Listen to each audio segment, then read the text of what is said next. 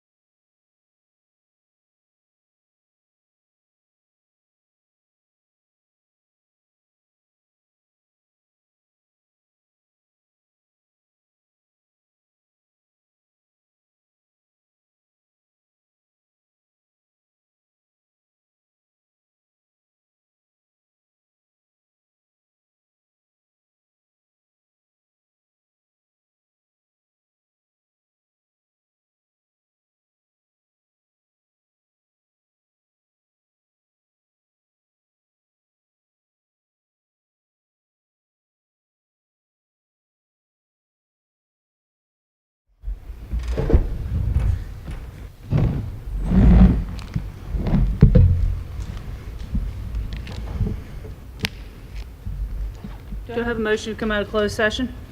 So moved. I have a motion by Dr. Mealy. Do I have a second? Second. Second by Ms. Hairston. Any discussion? All those in favor signify by saying aye. Aye. Opposed?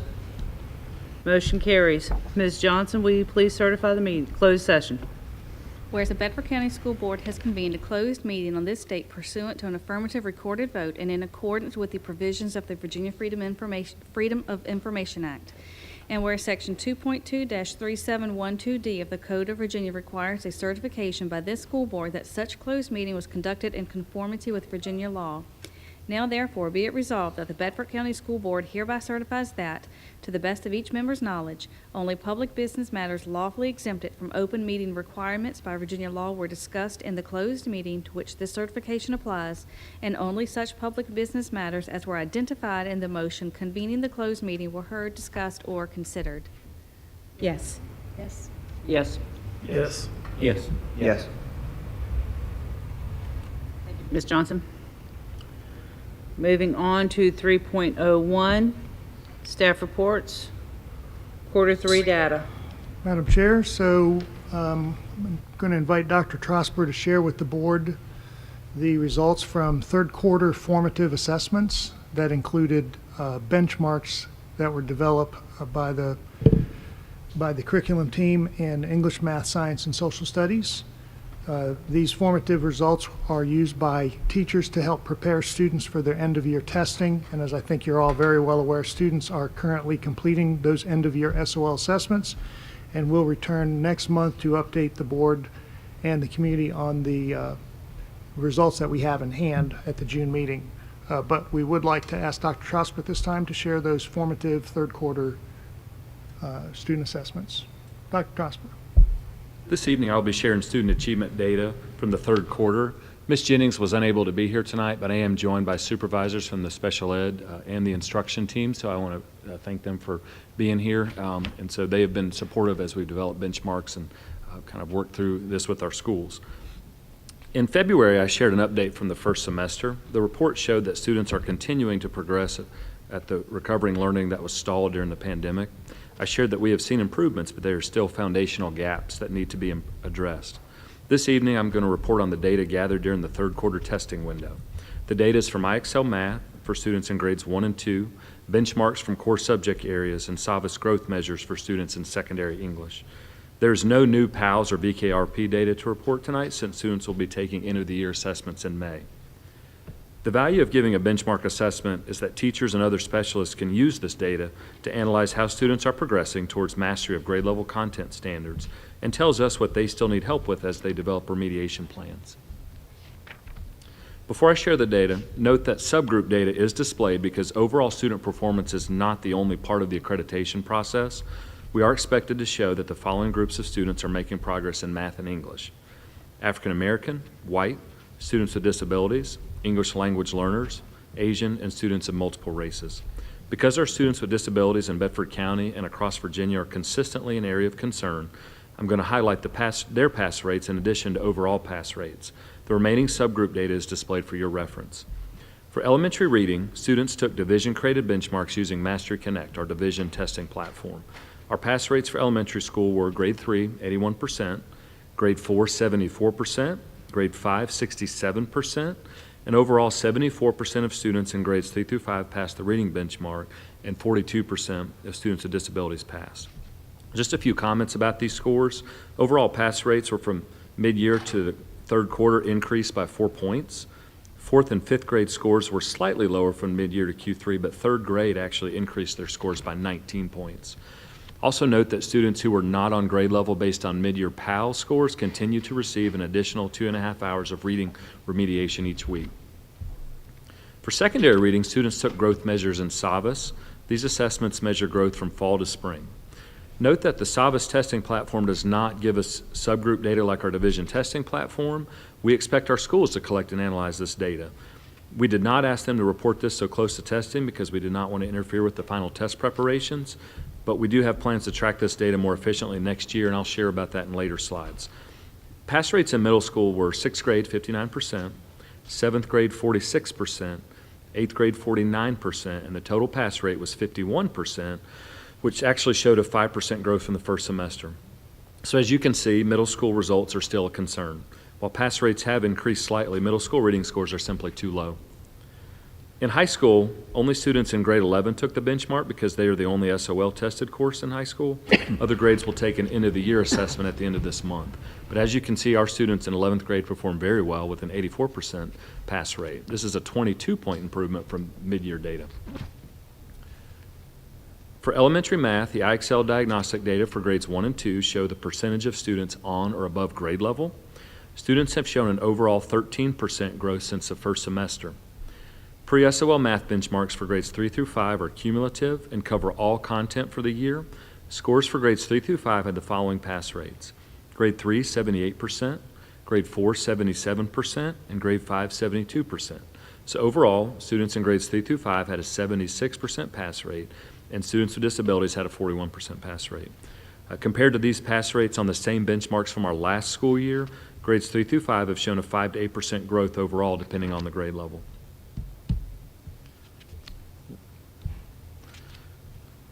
As I review secondary math data, keep in mind that all students will take SOLs for Math 6 through 8 and Algebra 1. However, all students in Geometry and Algebra 2 all take a benchmark, but few of these will actually take the SOL due to federal and state testing requirements. So at the secondary level, benchmark scores have the following pass rates. Math 6 was 63%, Math 7 42%, Math 8 40%. Overall, 50% of our students in grades 6 through 8 passed the math benchmark and 21% of students with disabilities passed. As you can see, middle school students continue to progress in math at a slower rate than we want to see, but even so, they have shown moderate improvements over benchmark scores given at this time last year. In our upper level math courses, Algebra 1 was a 75% pass rate, Geometry 59%, Algebra 2 88%, and overall 71% students passed our upper level math courses and 48% of students with disabilities passed. So overall, compared to pass rates on these same benchmarks from the last school year, grades 6 through Algebra 2 actually have shown growth, with some subjects such as Geometry showing a 13% growth. In science, only the SOL tested courses have taken end-of-the-year benchmarks. End-of-the-year tests for grades 4, 6, and chemistry will be taken at the end of the month. Also note that third grade science completes alternate assessments instead of an SOL test. So looking at the data, grade 5 science had a 72% overall pass rate, while 41% of our students with disabilities passed. Physical science had a 53% pass rate, while 14% of students with disabilities passed. Earth science had a 56% overall pass rate, while 20% of our students with disabilities passed. Biology had a 44% pass rate, while 14% of students with disabilities passed. A few notes on that. Grade 5 science scores had a 5% decrease from our mid-year scores, but the end-of-the-year benchmark assesses both 4th and 5th grade content. Previous benchmarks only assessed grade 5 content. So our teachers are specifically using this data to identify gaps from 4th grade science to review prior to the SOL. Likewise, the physical science benchmark covered 6th grade science, life science, and physical science content. Even though it covered 3 years' worth of content, division scores increased by 9% since the mid-year test. Teachers are using this data to remediate gaps from the previous 2 years of science prior to taking the grade 8 science SOL. Earth science and biology scores are areas of concerns with a slight decrease from mid-year benchmarks for earth science, while biology actually remained the same. And then one final note is this is the first year of testing our new science standards. Typically scores are lower during the first year of testing, so we're going to be monitoring that just to see if that trend holds. In social studies, keep in mind the only SOL tested courses have taken end-of-the-year benchmarks. The rest will either take an end-of-the-year assessment or complete an alternate assessment at the end of May. Social studies scores do not factor into accreditation, but they are reported on school quality profiles. Virginia Studies had a 74% overall pass rate, while 44% of students with disabilities passed. Civics and Economics had a 67% overall pass rate, while 19% of our students with disabilities passed. World History 1 had a 63% overall pass rate, while 26% of students with disabilities passed. And just a few notes on social studies. Virginia Studies and Civics actually increased since the mid-year, while World History slightly dropped. Our benchmark pass rates actually have shown improvement from our SOL scores during the 21 and 22 school year. So for example, in the spring of 22, Virginia Studies actually had a 72% pass rate, which means it's up 2 points from last year. And then in spring of '22, students taking the civics SOL had a 57% pass rate, which means we're actually up 10 points. So as we reflect on the Q3 data, middle school remains the area of greatest concern. These are the students that developed the most significant gaps over the past few years. Our teachers are still spending a lot of time reteaching foundational skills in addition to teaching grade level content. This is a very busy time of year. Administrators and teachers are making final preparations for end-of-year testing. This involves reviewing and reteaching and remediating content and skills that students need to pass end-of-the-year assessments. Schools are also working with students to ensure they pass courses needed to graduate. As the division instruction and special ed teams have reviewed and analyzed the data, we are reflecting on how to support our schools as they're making final preparations for testing. All schools were required to develop and submit 45-day plans. Our supervisors assisted them as they are developing these plans.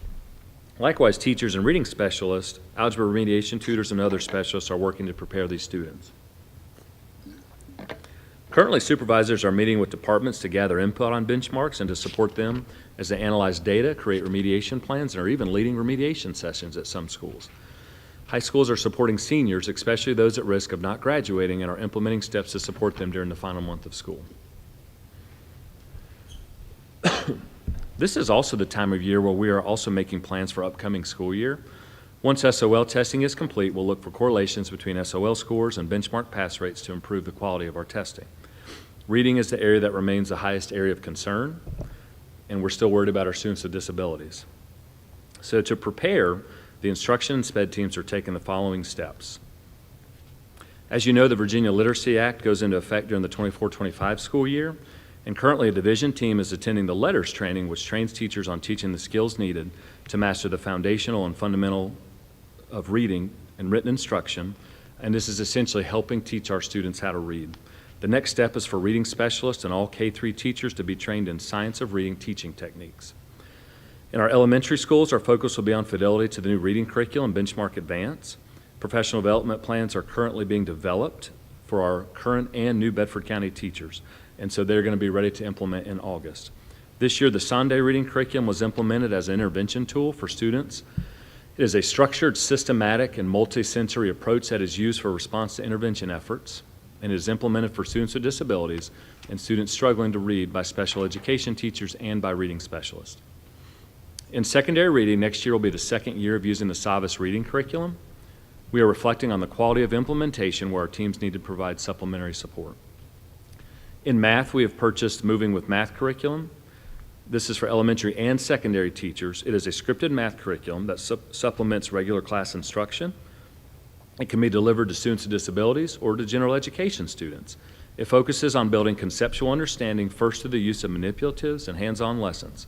In other words, Moving with Math brings in real-life problem solving to make math more relevant for our students.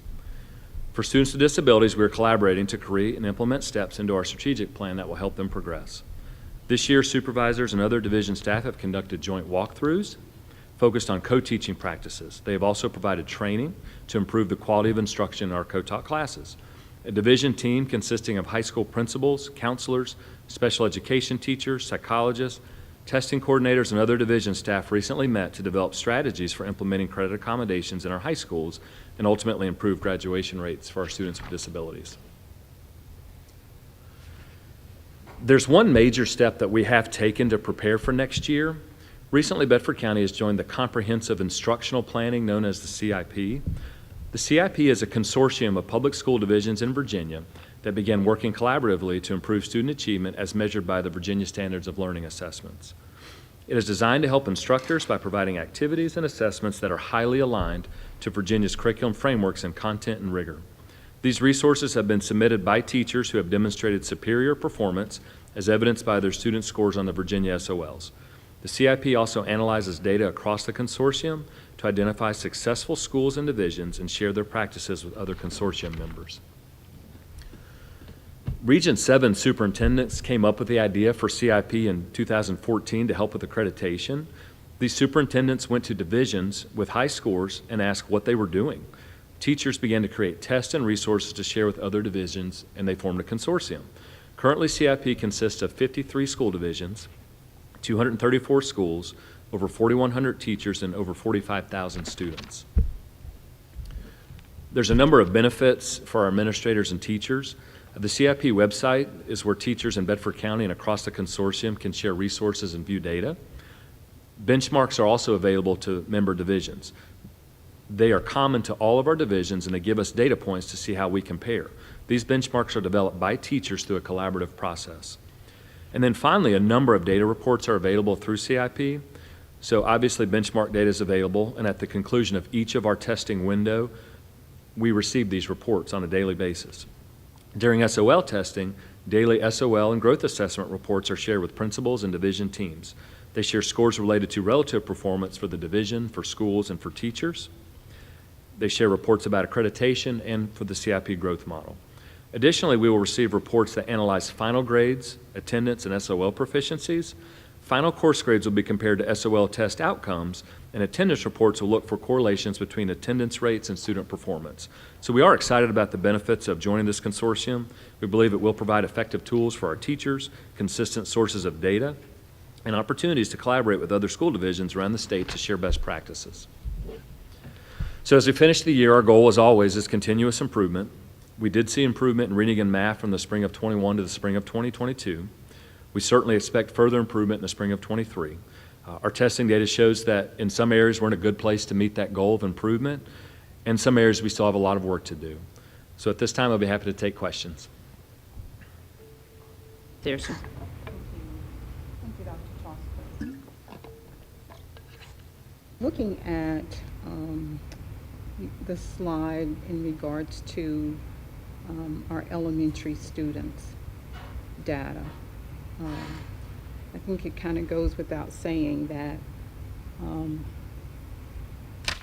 information, the data is troubling. It's also very depressing to see that our subgroups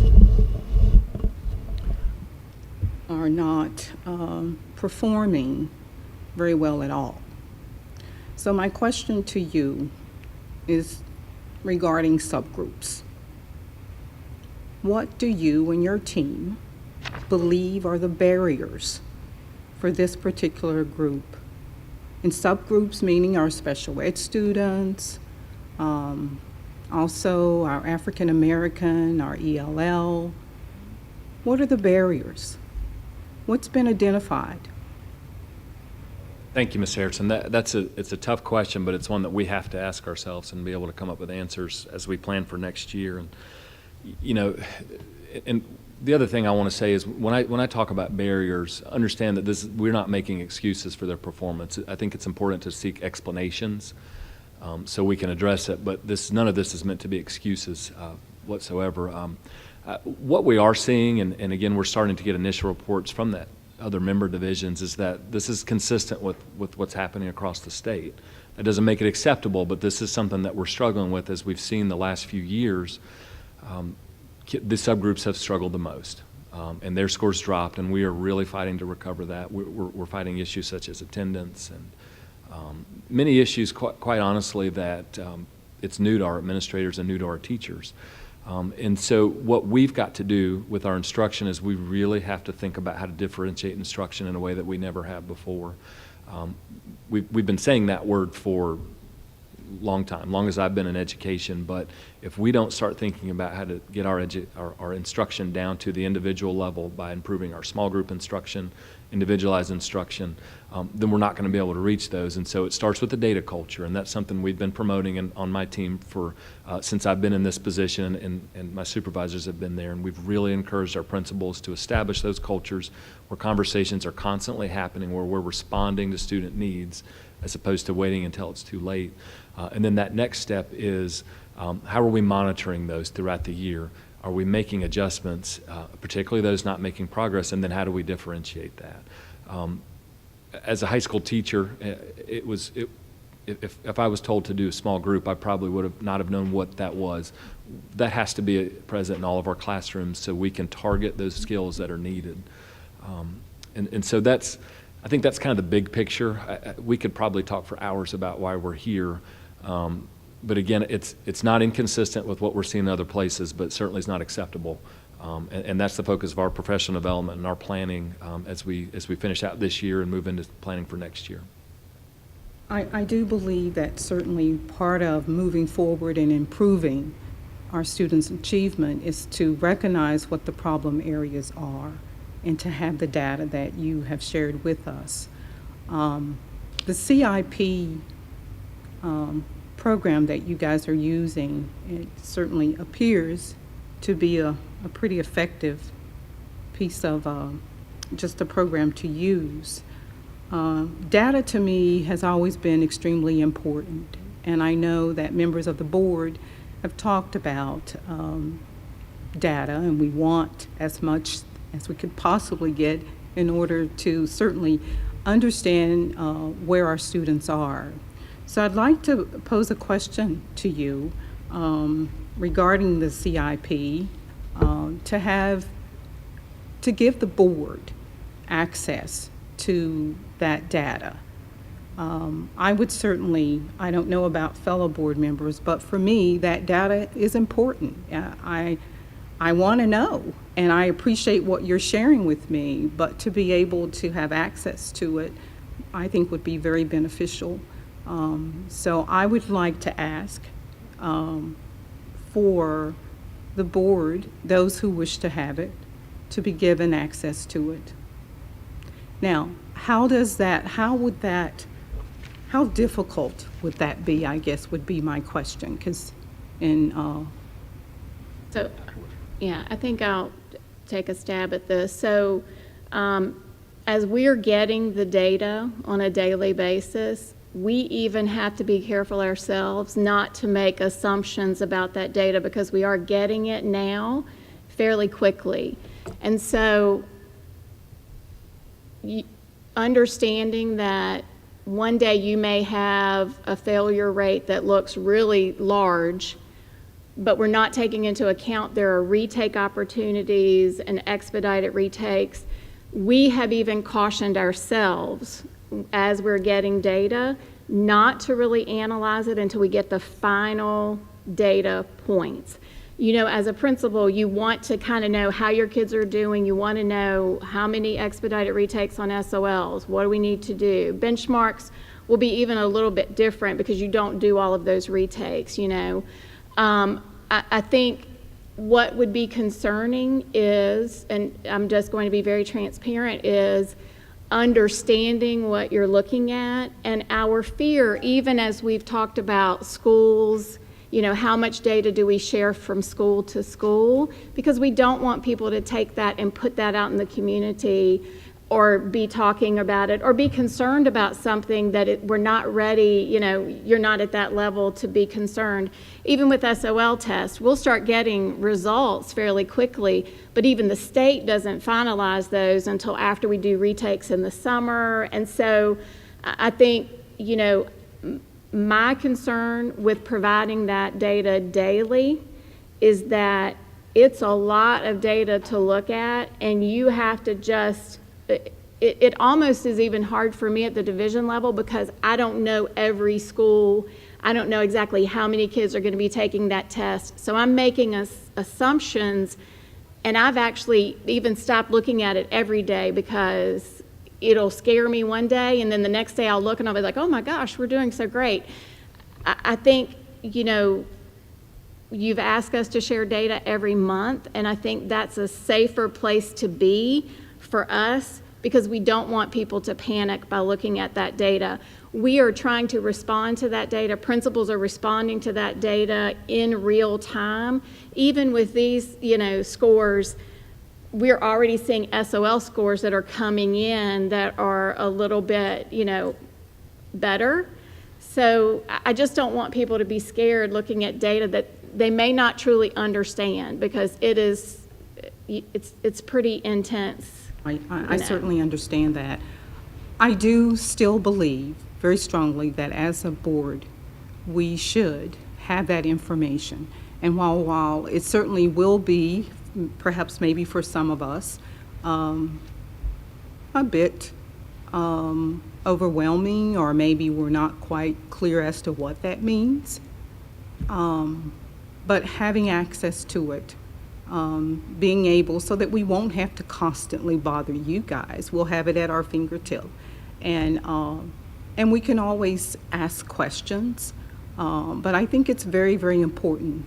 And I would like for us to have it. I would like for the board to have it.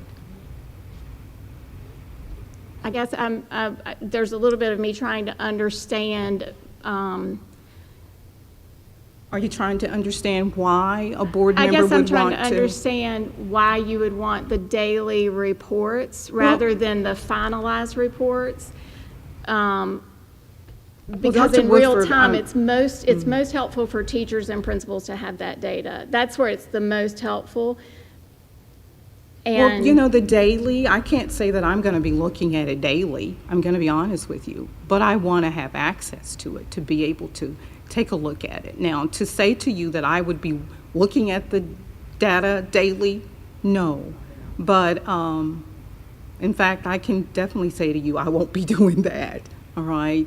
But this is troubling. And I know you guys are very, very concerned about it. And one of the goals that we have as a board, and I think is our responsibility, is to our students and to know how well they are doing and to be on top of the data, to fully understand it. And so I'm adamant that I would like for the board to have it, or I would certainly like to have access to it. And I won't be looking at it daily. And I do have some other questions that I wanted to ask as well. As far as, well, we need to resolve this before we move Okay, forward. absolutely. Maybe there's other board members that have thoughts too. Yeah, because, I mean, I don't want question to come back later and Yes, somebody ma'am. say that, no, we said this, no, we said that. Yes. So you're making a request for daily access to To that. have access to it. It doesn't necessarily have to be on a daily basis. Is there any way that we could do that? Because I know you guys are swamped right now too. What would be the easiest way to call? Personally, I'm fine with once a month, once every 2 weeks even, would be fine with me. But is there an easy way to do that? Because I know you guys are coming down to the wire with end of school and collecting end of year data. So, Madam Chair, can I weigh in? In just 1 second, I think. Madam Well, I'd Chair. asked Dr. Woodford what she thought would be the easiest way, but if you want to defer to Dr. Bergen, well, I that would be don't know fine. that there's the easiest way. I mean, Dr. Bergen, if you'll take it, but I Sure. can add my thoughts too. Sure. Well, some of my comments are going to be repeat comments, with all due respect. The role of the board and the role of the administration. The board should hold me accountable for the successes and failures of this school division, and I should be, and I am, transparent with this board and this community about the successes and those challenges.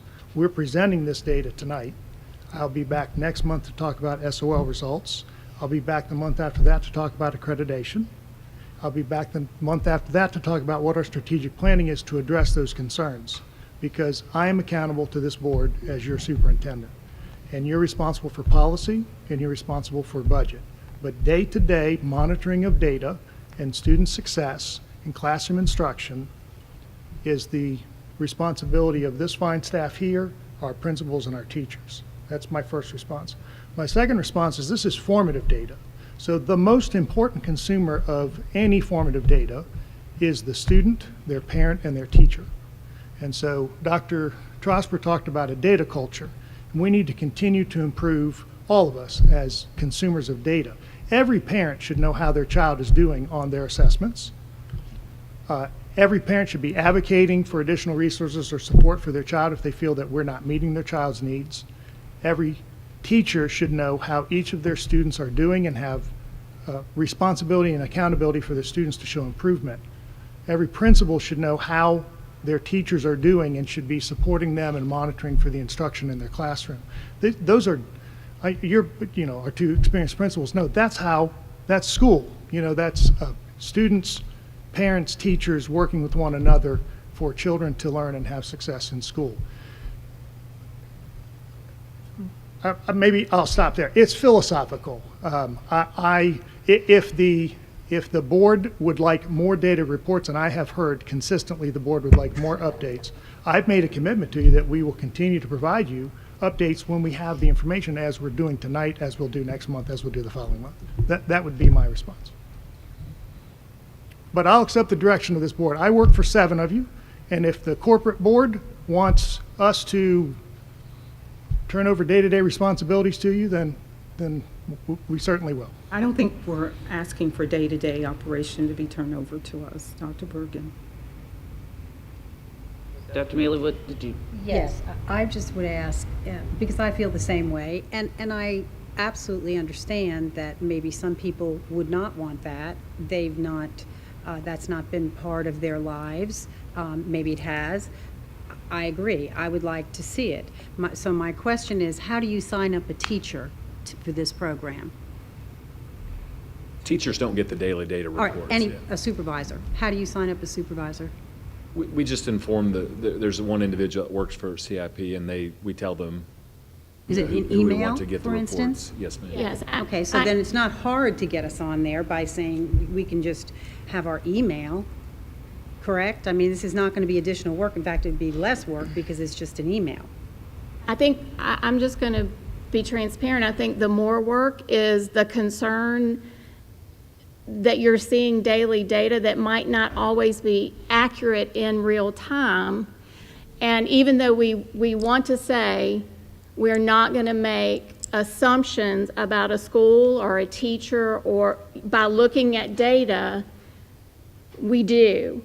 And then the question, and there are lots of times there are questions about specific schools and teachers and, what are they doing? And we're trying to support them and also answer those questions from you when the data might not be finalized. Like, we know that this data is not final because there may be 30 retakes coming next week.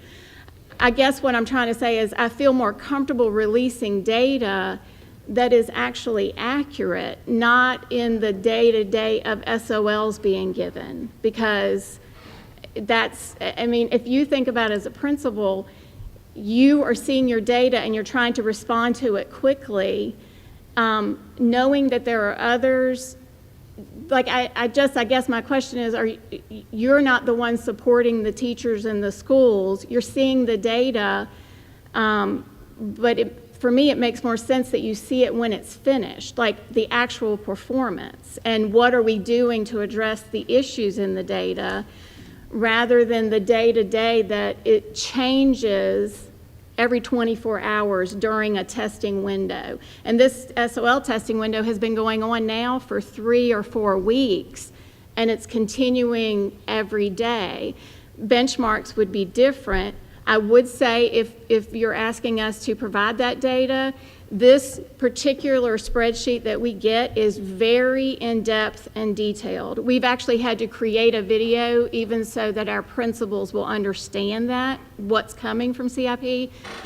I would much rather take an hour and put it in a better format to send to the board so that when you see it, it's as accurate as possible, without there's a lot of information in the spreadsheet that I just think is sometimes unnecessary for anyone to see because it's showing calculations, and I would much rather weekly, if that's what the board wants, send you an updated weekly report rather than you get the daily. And it's not that I care that you see it, I guess I'm trying to figure out how, if you're seeing it that often, how that's going to change over to supporting teachers in schools. Like, I think where we need the help is when we come up with our plan of how we're moving forward, the support of, having support for our new teachers, professional development, when you're looking at the budget, thinking about how we can provide more support in classrooms. So I guess that's where I'm struggling a little bit with the request. Well, you have 2 people, I think, that have looked at data for their entire, careers. So, and you've told us, yes, it changes every 24 hours. And so did Pearson and other programs we've used in the past. So, yeah, I get that. But I still like to see it. It's a program that we're using, so I'd like to see it. Okay, so back to the the decision of the access and the frequency of getting it. So you two are still with the daily. You know, I would be okay with a weekly, having access to it weekly. I want to have access to it. And so if there are parameters or some way in which you can limit my day-to-day being able to look at it, that's fine. And I also want to say that accreditation is not day-to-day. It's not day-to-day. I just feel it is my duty to the students and as a school board to have this information, to be fully informed. So now you're at weekly, First of all, access to it. I think there's Access to some it. question as to whether we can even have access to it. okay? There's no way to set up a weekly report straight from CIP. It's either all or us downloading the particular overall scores. Well, what's your feelings? I know down here. Let's go down here. Mr. Daniels, what are your feelings on this? I'm fine getting it monthly. Monthly? Yeah. The only thing I would request is I just want change. So where were we with certain testing? If it's previous quarter, year over year, I'd like to see that next to the overall. That's the only thing I would like to see. Like growth from, okay. Yes. Okay, so we have a monthly. What are your feelings, Mr. Nelms? I'm good with monthly, just for a simple fact that, I mean, we hired them to do a job, and I think we're getting that slippery slope of day-to-day operations, and we have to get out of that mindset. We all look at data daily for our day-to-day jobs. That's what we do. Those are our day-to-day jobs. This is something that we've hired them to do, to give us a monthly report. Every month, we get a report, we see the status, then we get the feedback from them. Okay, so we have 2 for monthly, 2 for open access. What is your feelings, Mr. Hill? Well, I have a couple questions. So if we were to have the data, could the data be redacted, certain things that we don't need access to? So for example, schools, certain groups, things that shouldn't be shared until we have accurate, finalized data. Not unless we create that report weekly using CIP's information. And I would say the only other concern, before I tell you, if we did have access to it, we cannot create fire drills for our staff. And that's what's going to happen. Because we're going to look at data and we're going to go, oh, this fell. Karen, what's going on here? And then Karen's got to repeat to 7 people, well, this is not a finalized number. Here's what we're looking at. This is what we think. So it's not good time spent for our staff and team. So I will say, and I've had conversations sidebar of what I'm looking for from this data. What are the things that we're implementing? Where did we not do so well? What are the things we're changing? Dr. Whitford and I have had this conversation. We can't keep doing what we've always done. That's and expecting a different result. That's the definition of insanity. And so when I get these reports, I'm looking to see what is it we're doing? Where are we? What are we doing different? So I think the data that we're getting in these monthly reports definitely have to be beefed up. But if you can show me, here's, we talked about charts, here's where we were, here's where we're moving to. These are the things that we are implementing to get that higher number. I mean, I've got to trust my staff, and that's what you guys are here for. And so I don't want to create 100 fire drills for you to go, squirrel, when you're focused on one thing. So I'm going to stick with the monthly and the reports that we're getting. But certainly I think we should be able to provide feedback and saying, hey, I don't think I'm getting this, and here's what I need differently. But I think that is not something we need to spend an hour on tonight. It's more of a phone call to our staff to say, here's my recommendations of here's what I'm looking for that I'm not getting. So. Okay, so, and I'm for monthly. I would like a little more detail, personally, as to comparison. I know with this is the first year of a new program, that comparing to last year or even maybe pre-COVID numbers, be apples to oranges, but if there's some way that we could figure out how to make that to where we're looking at apples, then that would be fine with me. So we're monthly all around, except for two, so monthly with more detail. Okay, well, I'm going to go ahead and pass this down to Dr. Bergen. If you just pass that down, that's a FOIA request for that information from CIP. And it's for every day. There's one in there for every day. I do have some additional questions. Sorry, make sure you charge her for that FOIA. Well, For she the doesn't have time. to, all he has to do is put my email on there. Yeah. So we're gonna waste that time for our staff to have to FOIA that data and send to you. All you have to do is That's put my fine. email on it. Okay. You don't have to do anything but put my email address on it. So there's no work for them except to input my email. I do have other questions for, Well, actually, I was thinking, given the hour of it being 6:30, we'll pick up with the remaining of 3.01 when we get back to item 8 for things not addressed, and we'll pick up and finish there and then pick up with the rest. But right now, I think we should adjourn for dinner. Okay?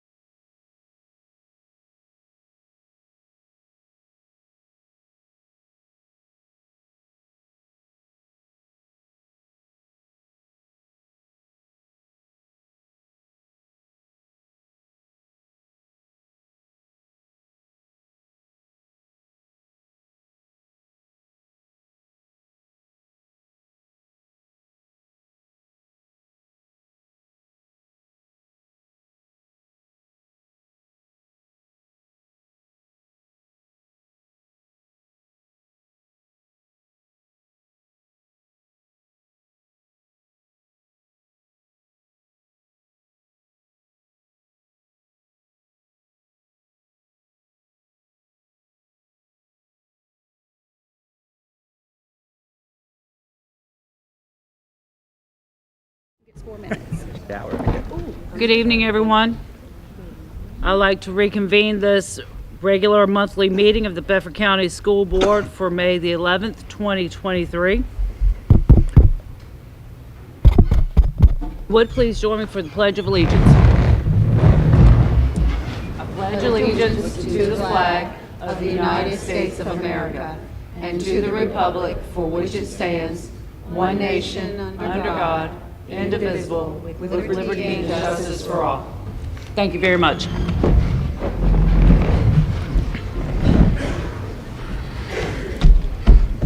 Okay, moving on to item 6.02, recognition of students and staff.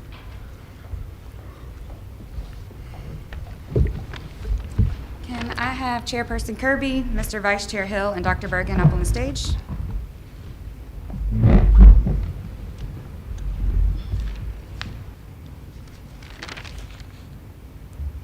All right, our first group we're going to recognize is the Jefferson Forest High School DECA Championship. You guys can go ahead and up. Jefferson Forest High School put on a great performance at the state DECA competition. DECA, which is short for Distributive Education Clubs of America, encourages students' development of their business and leadership skills through their academic conferences and competitions. In the state competition for category of impromptu business presentation in the travel and tourism team decision-making event, we have Bella Parker and Lizzie Hoyer. They placed first. We also, go ahead.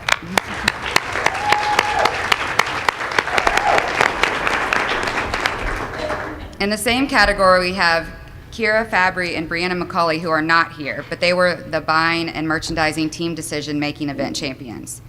We also had Landon Vitale as the state winner for the category of impromptu sales presentation of the selling event and brought home the title of first place overall. He is also not with us today. But not only is JF DECA a great team, they have a great leader in Mike Hoisington, who was awarded the second place silver award as an outstanding chapter advisor.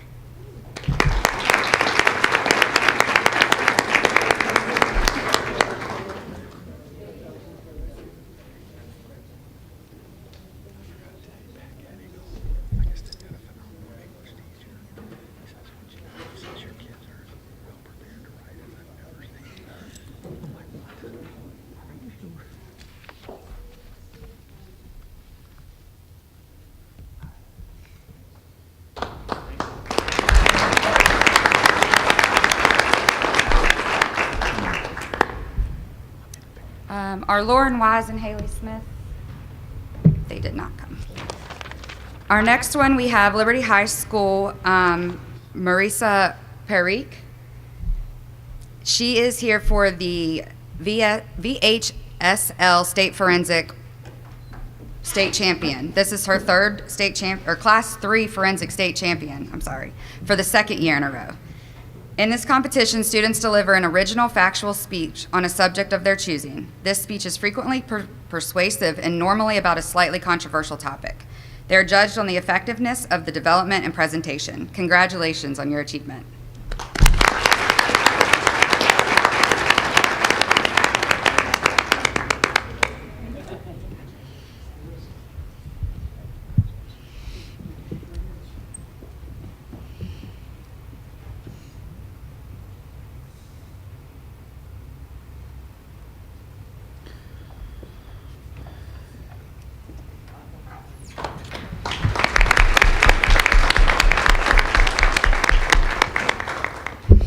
Our next student is Fenton Forbes.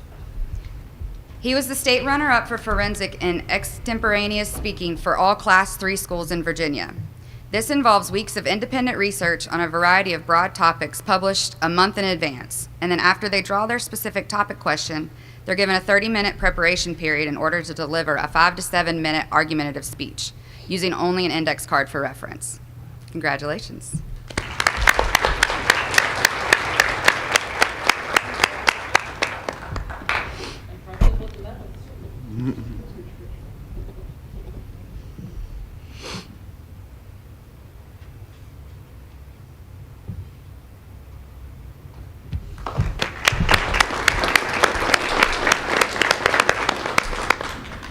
Our next student is Graham Woodruff from Forest Middle School. He is an 8th grader and is a regional spelling bee winner for the second year in a row. He competed against 6 students from other school divisions and made it through 9 rounds sponsored by the News in Advance. He will move on to the National Spelling Bee on May 28th in Washington, D.C. We couldn't be any prouder.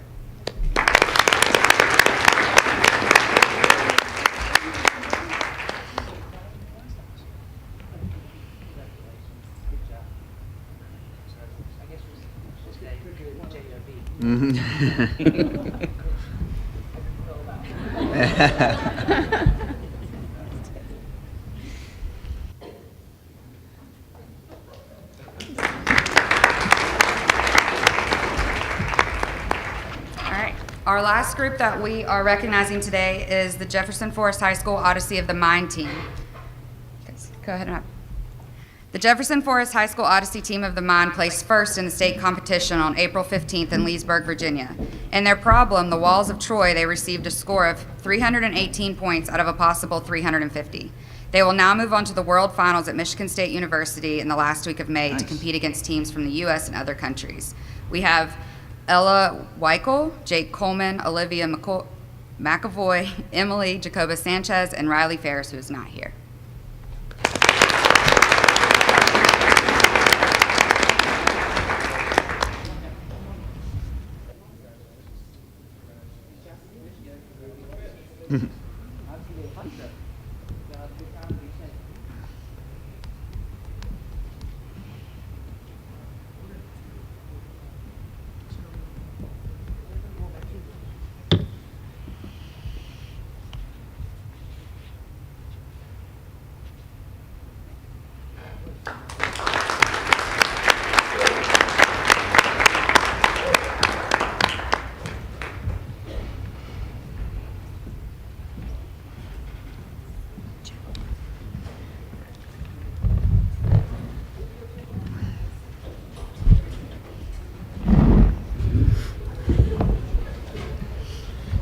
Congratulations to everyone, and keep doing great things. Moving on to item 6.03, public comment. The public comment portion of tonight's agenda is limited to 40 minutes. Speakers are asked to state their name and voting district. The school board is here to listen to your comments, but will not engage or respond to speakers during this 40-minute period. Please remember that this is a public meeting and that we expect all speakers to refrain from any foul, profane, abusive, or hateful language during their comments or at any time while in attendance during this meeting. We also ask that speakers keep their remarks objective and about the school in nature. Please keep all comments limited to matters related to the public schools, and any comments that are harassing or amount to personal attack against any identifiable individual, whether board member or staff or student, or having the potential to cause unnecessary delay or disruption to this meeting are prohibited. This is a public meeting for public matters. Individuals will have 4 minutes to address the board. An alarm will sound when an individual has 30 seconds remaining, and a second alarm will sound when the allotted 4 minutes have expired. When the second alarm sounds, please discontinue speaking and allow the next person in line to come to the podium. Should you be unable to finish your comments, please send or give them to Ms. Johnson, and she will give them to board members. We also ask that you please do not adjust the microphone at the podium, for it has been positioned for optimum audio quality. Our first speaker tonight is Cindy Younghouse.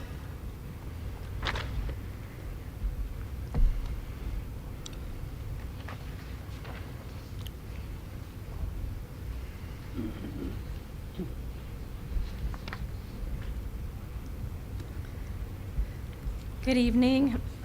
Excuse me, my larynx is having some technical difficulties.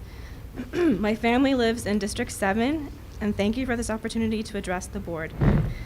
Policy INB, teaching about controversial issues, is up for a vote tonight. This policy prohibits teachers from any discussion of sexual orientation and gender identity. It also limits staff continuing education options. Policy INB is itself divisive and controversial. It violates free speech. It's discriminatory. It violates Titles 7 and 9. Also, this policy is indoctrination, as its premise is so-called Christian legalistic moralism.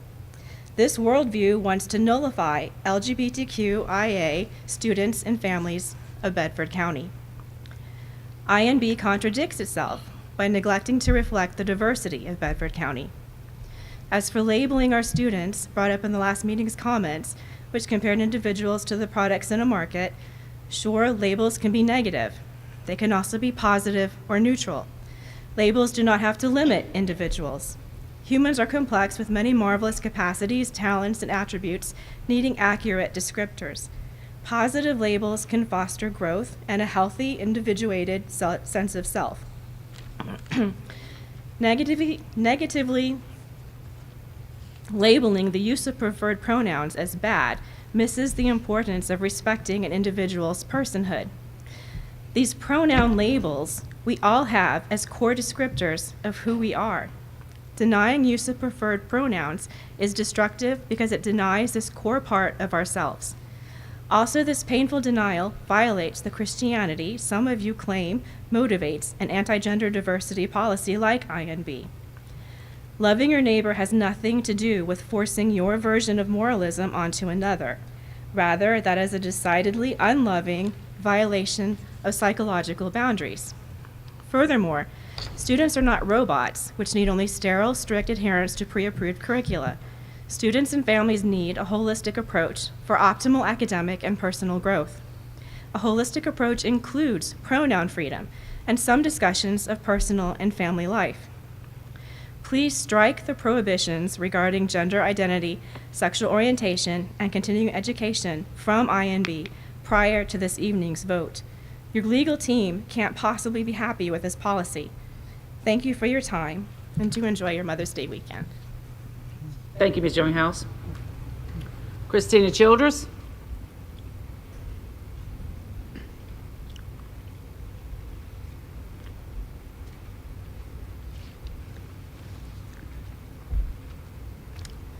Hello, my name is Christina Childress. I'm a resident and parent in District 1 and the BCEA president and a proud Stanton River forensics coach.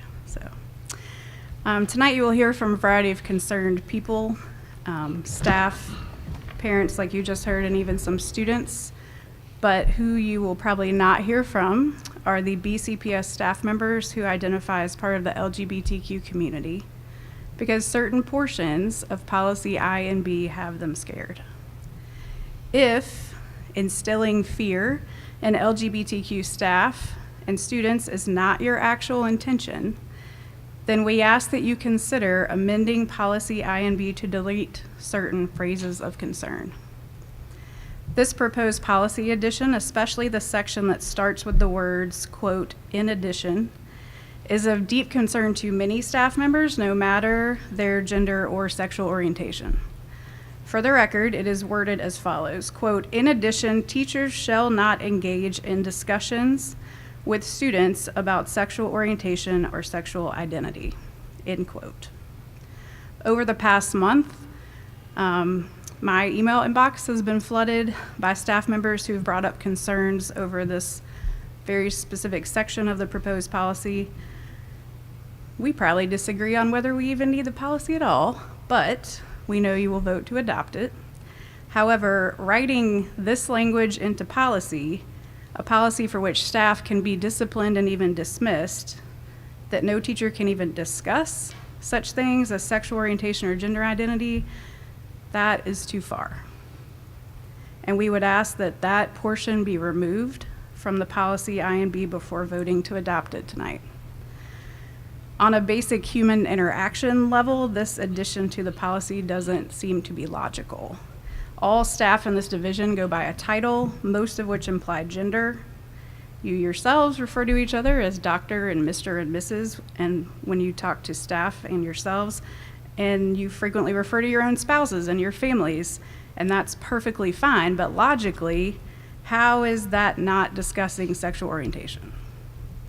Can we no longer comment, "My husband and I went to your basketball game," or if we have a photo of our spouse on our desk, do we call them a partner? the language is vague and unclear. At the last board meeting, a similar question was asked, and the answer was, if it's in the approved curriculum, they can discuss it. But I'm not sure that's really true if you leave this wording in. Health teachers have pointed out that this no discussion portion of the policy violates multiple SOLs regarding relationships in their curriculum and not just family life SOLs. In history, how can we not discuss the role of gender or marriage in geopolitical conflicts?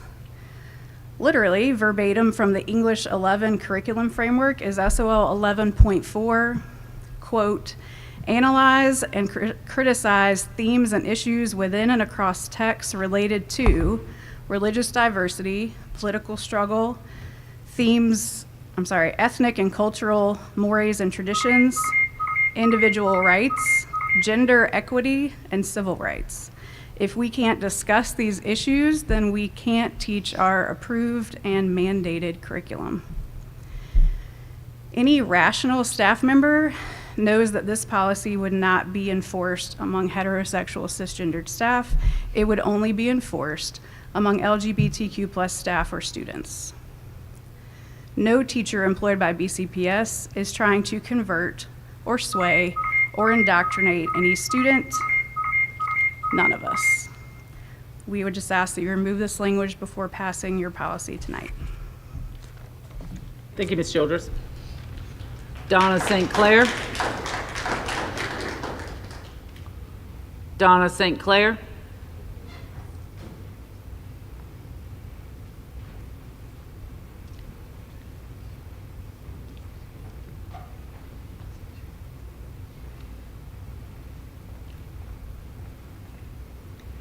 Good evening. My name is Donna St. Clair. I live in District 4 in Forest. I realize this year there have been a couple of contentious episodes regarding third-party rental of Bedford County school facilities. And I want to bring to your attention tonight a couple of things that could be done, relatively simple modifications that might make life a little easier for all of us. One of the problems concerns signage up outside the contract hours. Let me give you an example. A year or so ago, I went to one of your meetings at Jefferson Forest, and the doors into the auditorium area were just peppered with Impact Church flyers. The optics of that are troublesome because it seems to infer some sort of alliance, connection between a public school and a church, which we don't want to do. And it makes no difference. I'm not picking on Impact Church. It makes no difference who it is. It's equally inappropriate. So I would suggest to you, I would ask you, that you consider changing those contracts to specify that the organization renting the school may only have their literature, their sign, during the paid contract period. The second thing I'd like to bring to your attention, and this is so common, I'm kind of amazed that it hasn't been done before. There should be a not affiliated with Bedford County Public Schools disclaimer on every single web page, ad in the newspaper, anywhere that somebody is going to rent this auditorium, Jefferson Forest Auditorium, wherever. They should be required to say, not affiliated with. And by doing that, anybody can see that you have not sanctioned this church or that church or this organization. So I would ask that you consider the addition of those two items to future contracts. One, no signage whatsoever outside the hours of the contract. And two, that all materials bear a disclaimer getting you off the hook. Thank you for your time. Thank you, Ms. St. Clair. Dave Dietrich.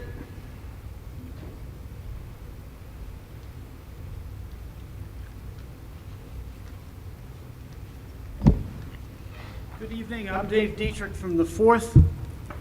Ladies and gentlemen, I wish to discuss what many folks view as soft persecution and lack of religious toleration.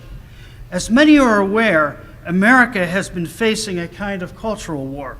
This war involves both spiritual beliefs and unbeliefs and standards of conduct. Bedford County has not been immune to that conflict. When the founders conceived the United States of America, they were concerned about religious freedom among many other issues. The history of Europe had been one of gross injustices related to religious persecution. The founders wanted to avoid a repeat of that ugly history here. They promoted both religious toleration and the concept of separation of church and state. Separation of church and state is misunderstood by many today. The concept was never intended to be separation from religion. Rather, the Constitution prohibits the federal government from creating a state religion. The Constitution also prohibits the federal government from interfering in private matters of religion. The 50 states follow that overall prescription. Europe in the 17th and 18th centuries was much different. Religion was determined by the realm, by the religion of the king. In 17th century France, Frenchmen had to be Roman Catholic. Why? That was the religion of the Sun King, Louis XIV. Protestant Huguenotism was not tolerated. It was illegal, persecuted, and banned. In 18th century England and in the early American colonies, subjects of the realm were members of the Anglican Church. Why? That was the religion of King George III. At times, there was mild religious toleration. At other times, there was outright religious intolerance and persecution. In France of Louis XIV, Protestant Huguenots were persecuted unmercifully. In today's postmodern world, many perceive a similar pattern emerging. Many believe Judeo-Christian beliefs and values are being persecuted by a new kind of religion of the realm. Postmodern atheism, pantheism, spiritualism, and moral relativeness are said to constitute its belief system. Unbelief is not tolerated. Many believe also this form of self-persecution is permeating our schools. They make a cogent argument. Indeed, is Judeo-Christianity being treated at times like the Protestant Huguenots of 17th century France? The great Frederick Douglass wrote, "The moral life of human society, it cannot die while conscience, honor, and humanity remain." Let us consider these words as we move forward. Thank you. Thank you, Mr. Dietrich. Jennifer Faust.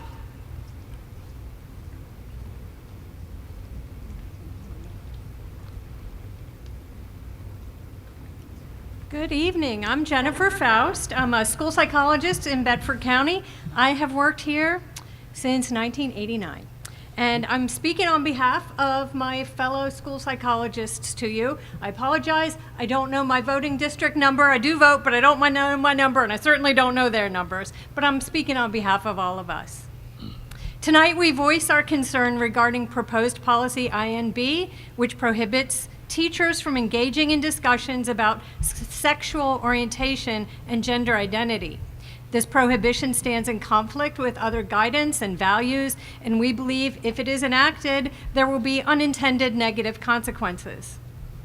As educational employees in the state of Virginia, the work of school psychologists supports the teaching of Virginia SOLs. There are multiple standards at each grade level which could evoke prohibited discussion. We've already heard some examples and concerns in that area. If this proposed policy is adopted, will teachers be expected not to teach certain SOLs because of conversations that might ensue? Will they be given guidelines about how to stop a conversation if it becomes controversial? The proposed prohibition against conversations will most certainly create confusion for teachers. As school psychologists in Bedford, we also support the BCPS strategic plan. The proposed policy stands in contrast to goal number 2 regarding safe and supportive schools. We believe it will not enhance student sense of belonging, nor will it strengthen student-teacher relationships. We know that relationships are built on the day-to-day interactions that students and teachers have at school. It includes both formal and informal discussions that happen every day. A common practice in elementary schools is to hold morning meeting. You're probably familiar with that if you've had an elementary school student.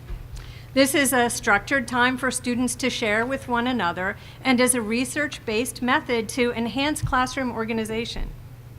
Imagine a morning meeting in which a teacher asks students to share what they did over the weekend. One student may share that he went to visit his cousin and his cousin's wife that recently had a baby. Perhaps another student shares that on Friday night she had movie night with dad, then on Saturday afternoon went with mommy and stepdad to see brother's ball game. Would these conversations be prohibited? They certainly involve information regarding romantic relationships. What about the student who shares that on Sunday she went to get ice cream with mommy and mommy's new girlfriend? How would a teacher be expected to manage that discussion? Because how a teacher treats any conversation will have significant impact on the relationships within the classroom. And relationships in the classroom are the foundation for how that classroom and indeed the entire school operate. And this highlights our greatest concern regarding the proposed prohibition. The proposed policy will most certainly alienate specific students. When specific populations fail to receive support, all students suffer. Research indicates that school climate is improved for all students when specific populations are included and supported rather than alienated. As school psychologists, we support all students because that is what is best for everyone. We strongly urge you to reject the proposed policy. Thank you. Thank you, Ms. Faust. Dana Moore.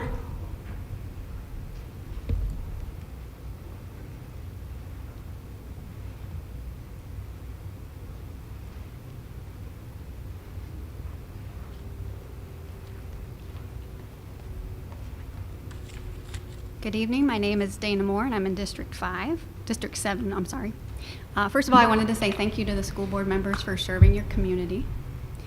My husband Jason and I have 3 kids in Bedford County Public Schools, 1 at Liberty Middle School and 2 at Otter River Elementary School. Today I want to talk to you about the topic of class sizes. My son Andrew, I've got a picture of him here, he's in 1st grade at Otter River Elementary School. This year he was in a class of 27. The 1st grade class at Otter River Elementary School was 1 class of 27 students. They had a teacher and a paraprofessional this year teaching them. I wouldn't consider this ideal, and I'm trying to prevent this from happening again next year. I think there are a lot of benefits to smaller class sizes. The children can engage better with the teacher. They can listen better. The teacher can respond to them. That's probably going to result in better learning outcomes, better test scores. The teacher can control the classroom better. I honestly don't think anybody wants larger class sizes. I don't think the teachers want it, the principals, anybody at central office, you guys, the parents. I don't think we actually want larger class sizes in K through 3. It's just a matter of priorities and funding. I mean, that's just the reality. We all know that. So I did try to get educated about how the school came to have 27 kids in 1st grade this year. And so I learned about the staffing standard and the budget and how that calculation is based on the average number of projected students in that K through 3 range. And sometimes it just turns out that the calculation doesn't give as many teachers as maybe the parents would like. I think that this past year at Otter River Elementary School, they actually had 3 fewer allocated teachers initially than they would have liked. That would have resulted in 3 single grade levels of 1 class each. And my understanding is that some CARES grant money was found so that 2 additional teachers could be added. 1st grade did not get that additional teacher, so they stayed with a class with 1 teacher and 1 paraprofessional. So I'm just trying to advocate that we try and find those resources, use the resources that we have efficiently so that we can make sure that we have resources when we need to bring those class sizes down. we can have resources available to do that. What I've done as a parent, I've tried to get educated about how this works, and then I've also followed up with my principal at Otter River in the last couple weeks just to ask how the allocation process is going, and if she just encouraged her to come to central office and ask for additional staffing if it seems like the class size is going to be the same next year for the second grade class.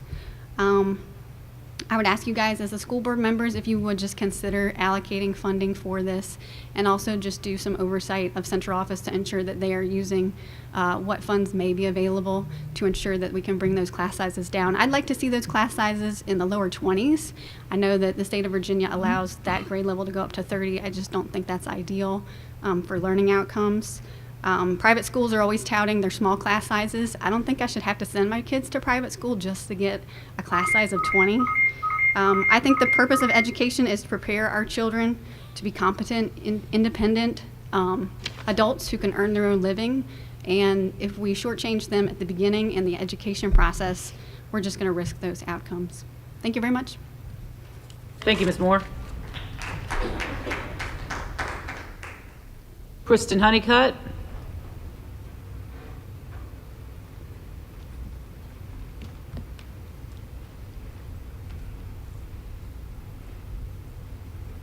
Good evening. I'm Kristen Honeycutt. I'm employed by Bedford County Public Schools, and I first want to take a minute and publicly thank PTA at my beloved Big Island Elementary and the colleagues at my school for going the extra mile to make our Teacher Appreciation Week amazing. But it was a little strange because I'm being shown love from everybody, but then I'm also knowing that there are people publicly scrutinizing me and what I do. Secondly, I wanted to talk about the new policy, INB, that's being voted on tonight. I spoke about it last month also, and I just want some clarity so that I don't accidentally cross any lines. Our handbook says Bedford County School Board is committed to maintaining an educational environment and workplace that is free from harassment. In accordance with the law, the board prohibits harassment against students, employees, and others on the basis of sex, sexual orientation, gender, gender identity, race, color, national origin, disability, religion, ancestry, age, marital status, genetic information, or any other characteristic protected by law, or based on a belief that such characteristic exists.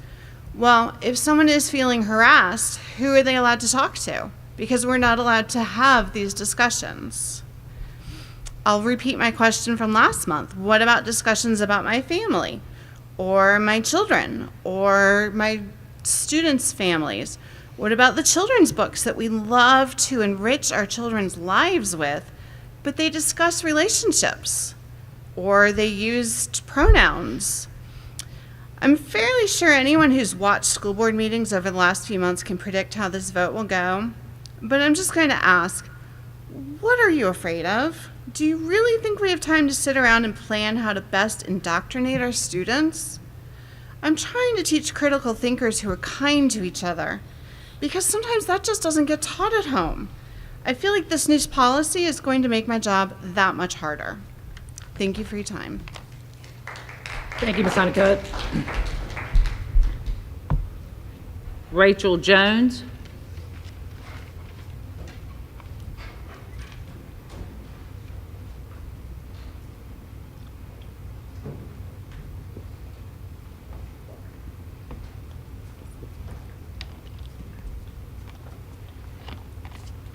Hi, everyone.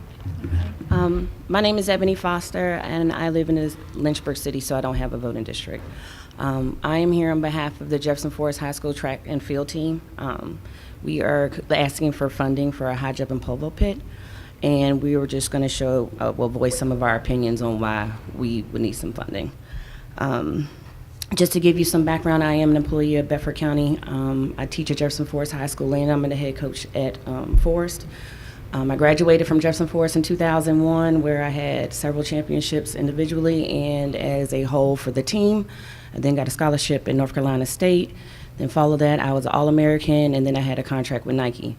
The reason why I gave you that background is just to give you just some knowledge of the importance I see of the kids having the things that they need. I do have some of the kids behind me, the high jumpers mainly, just to give y'all a visual that they really care as well. Okay, so kind of some of the stats that we had was, as a team, we had 5 times state championship titles, which is for track and field. We were 3 years runner-up for indoor and outdoor. And we definitely think that if we had a high jump and a pole vault pit, that we would be able to host meets there so we can then show off our beautiful facility, give people a reason to come back down, alumni, family, friends. And then that way we can also host like championship meets there. The last 4 years, we've had a state champion in the pole vault, and then we also had a top 3 participant as well. In high jump, we had 5 titles with 3 athletes. One of them got second at the state meet, and then he also won a national championship one year. And then we had 2 others that were placed in the top 5. Okay. And part of the reason why we're asking is because we spend a lot of time between traveling to different places for our kids to high jump. They have to either travel to University of Lynchburg, or they have the pole vaulters go to Amherst. And if you know where Jefferson Forest is, you know that drive to Amherst does take some time. So we would have more time to practice, more time to perfect their skills, and just more time for them to be able to spend doing what they signed up to do. Okay. The last time a pole vault pit was purchased was in 2000. And just so you know, I graduated in 2001. So, see, in the high jump pit was around 2007. We've done a lot of different fundraising, and we've reached about $9,000. So, of course, we wouldn't ask for the full amount, which would cost approximately $16,000. But anything that we could give, we would definitely appreciate. The major concern that we would have for not having these things, or we do have a high jump pit, but it's not in really good shape, and I brought pictures and videos, but I don't think I can show them, is just the safety of the kids. Once they high jump, they either go in the middle of the pit, and then we have a lot of pollen and stuff that comes out of it, or they get caught up on things and they could potentially hurt themselves. So with these things said, I don't know if we are able to have the kids come up to speak one at a time. If they can do it within 30 seconds. All right, you get one. Good afternoon. My name is Mobichukwu Nwakor. I'm a high jumper at Jefferson Forest High School. We're here to talk about the high jump mat. It's in very terrible condition. I've jumped on the mat. I've hit my back on the floor going through the mat because we have gaps in it. Every time I jump, I get pulling in my nose and my eyes, and I get difficulty breathing sometimes. I've caught rashes on my neck, rashes on my back, and my face due to the poor quality of the high jump mats. Thank you very much for your time.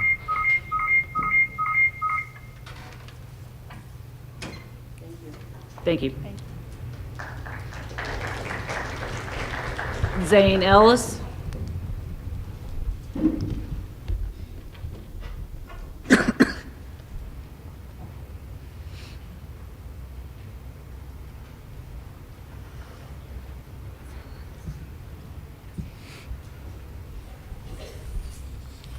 Hello, my name is Zane Ellis. I live in District 2 and I'm a junior at Stanton River. I come here today as an incredibly worried student and one who's seen the evolution of this school system for years. The most recently proposed policy, INB, Teaching of Controversial Issues, is a rehashing of similar policies throughout the systems, and is a clashing of opposing cultural and social values which has no place within our school system. Sexual orientation is an ever-changing front for debate, obviously, but I believe the root of the problem lies in how it is contextualized through communities, through religious, environmental, and social obligations. My goal is obviously not to attack any one group, though this was worth noting. My goal is to break this issue down to its very basics, from my standpoint, from that of a student. My secondary fear with this policy is that it could be molded to mandate teachers as reporters for both conforming and non-conforming students who discuss identity within their classrooms. INB forces them out of considering topics such as sexual orientation and gender identity, and holds little to no benefit for the active student population, though its real impact will lie in victory for external and internal political groups. Sexual orientation is, and arguably, a fundamental aspect of what defines us as humans. We've all met people we're attracted to, people we love. Each and every person here knows that it's not a choice. It's why breakups affect us for months. It's why we cannot get over that one person. It is a reason for our affection for other beings. This policy attacks this idea, the fundamental idea. It marks communities such as LGBTQ+ as unworthy of validation. And equating controversy to sexual orientation, we admit that we relate it to bias, to prejudice, to inundation with possibly hostile ideas. Now, in our community, a vocal minority counter-argue this, believing that our youth shouldn't be exposed to these subjects, especially non-gender or non-sex conforming students.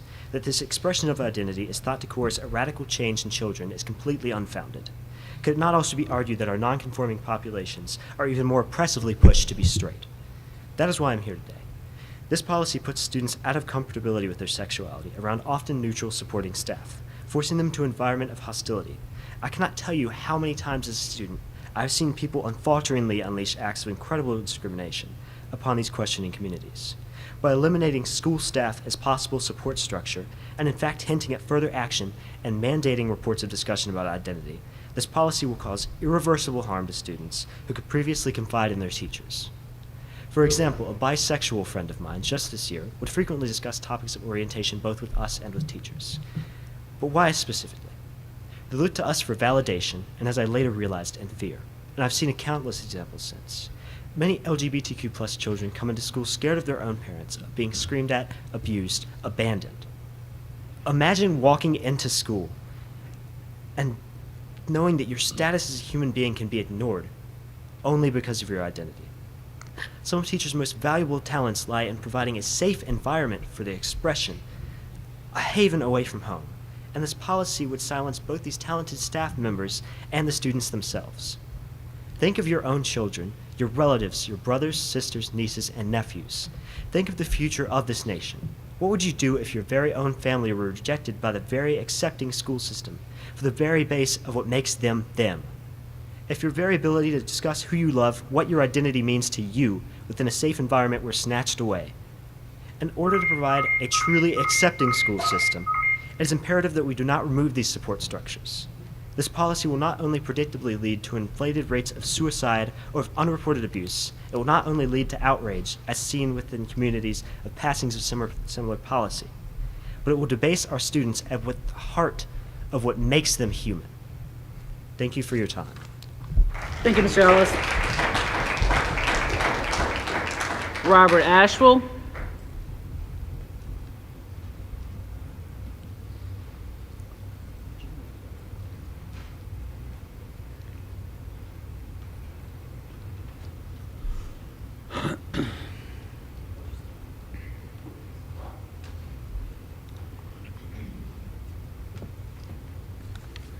Good evening. I'm Robert Ashwell. I teach biology and chemistry at Stanton River High School.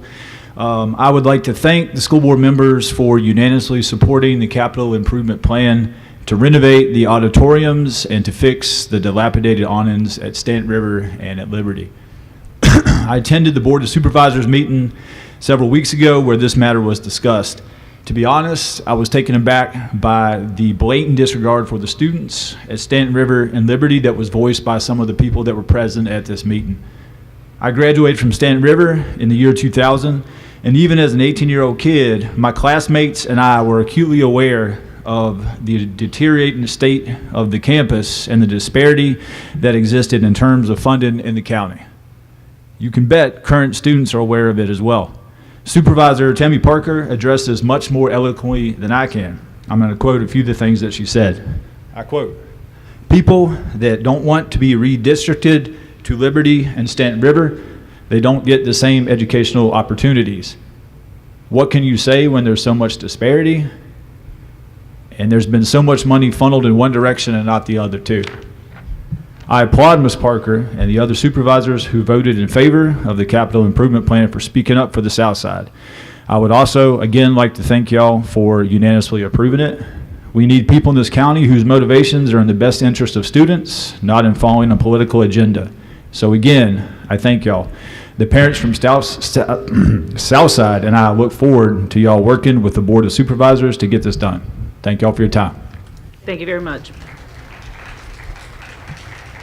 I've been keeping track of the time that's been left over from speakers, so we do have time for one more. Alicia Wood.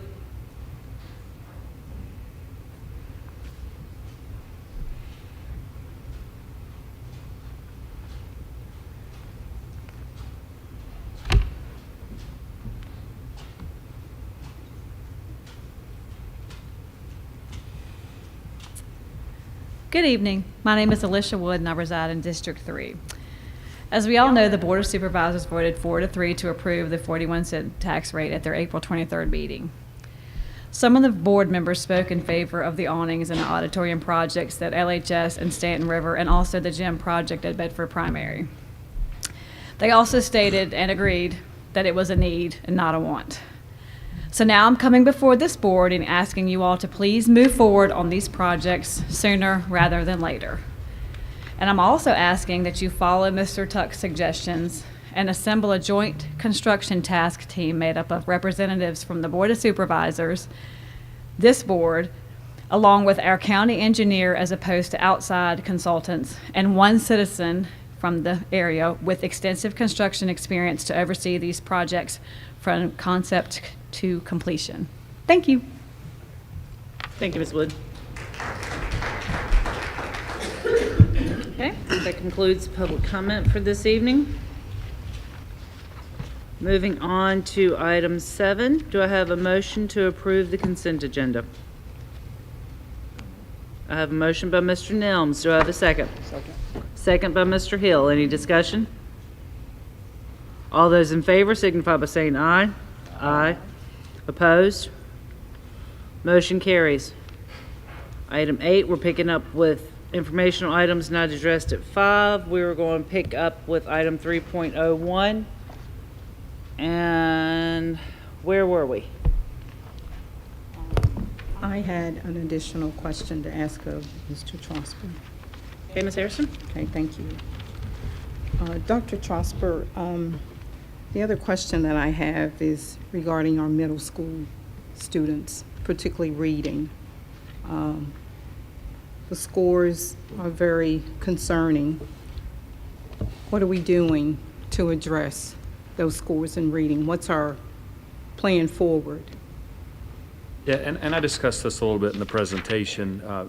You're correct. The middle school scores are concerning, and we know we have to do better. And I know that our middle school staff and principals are working hard, and they have a lot of challenges. But at the same time, we've got to get our students performing better. So, So in addition to what you have shared with us. I think one of the things I really want to emphasize is that our teachers are in a position where they're teaching foundational concepts that they're not used to teaching in addition to grade level content. And so we've thought a lot about this. If you look at, for example, an 8th grade student, this is the first year, the first full year without any kind of mitigation that student's been in.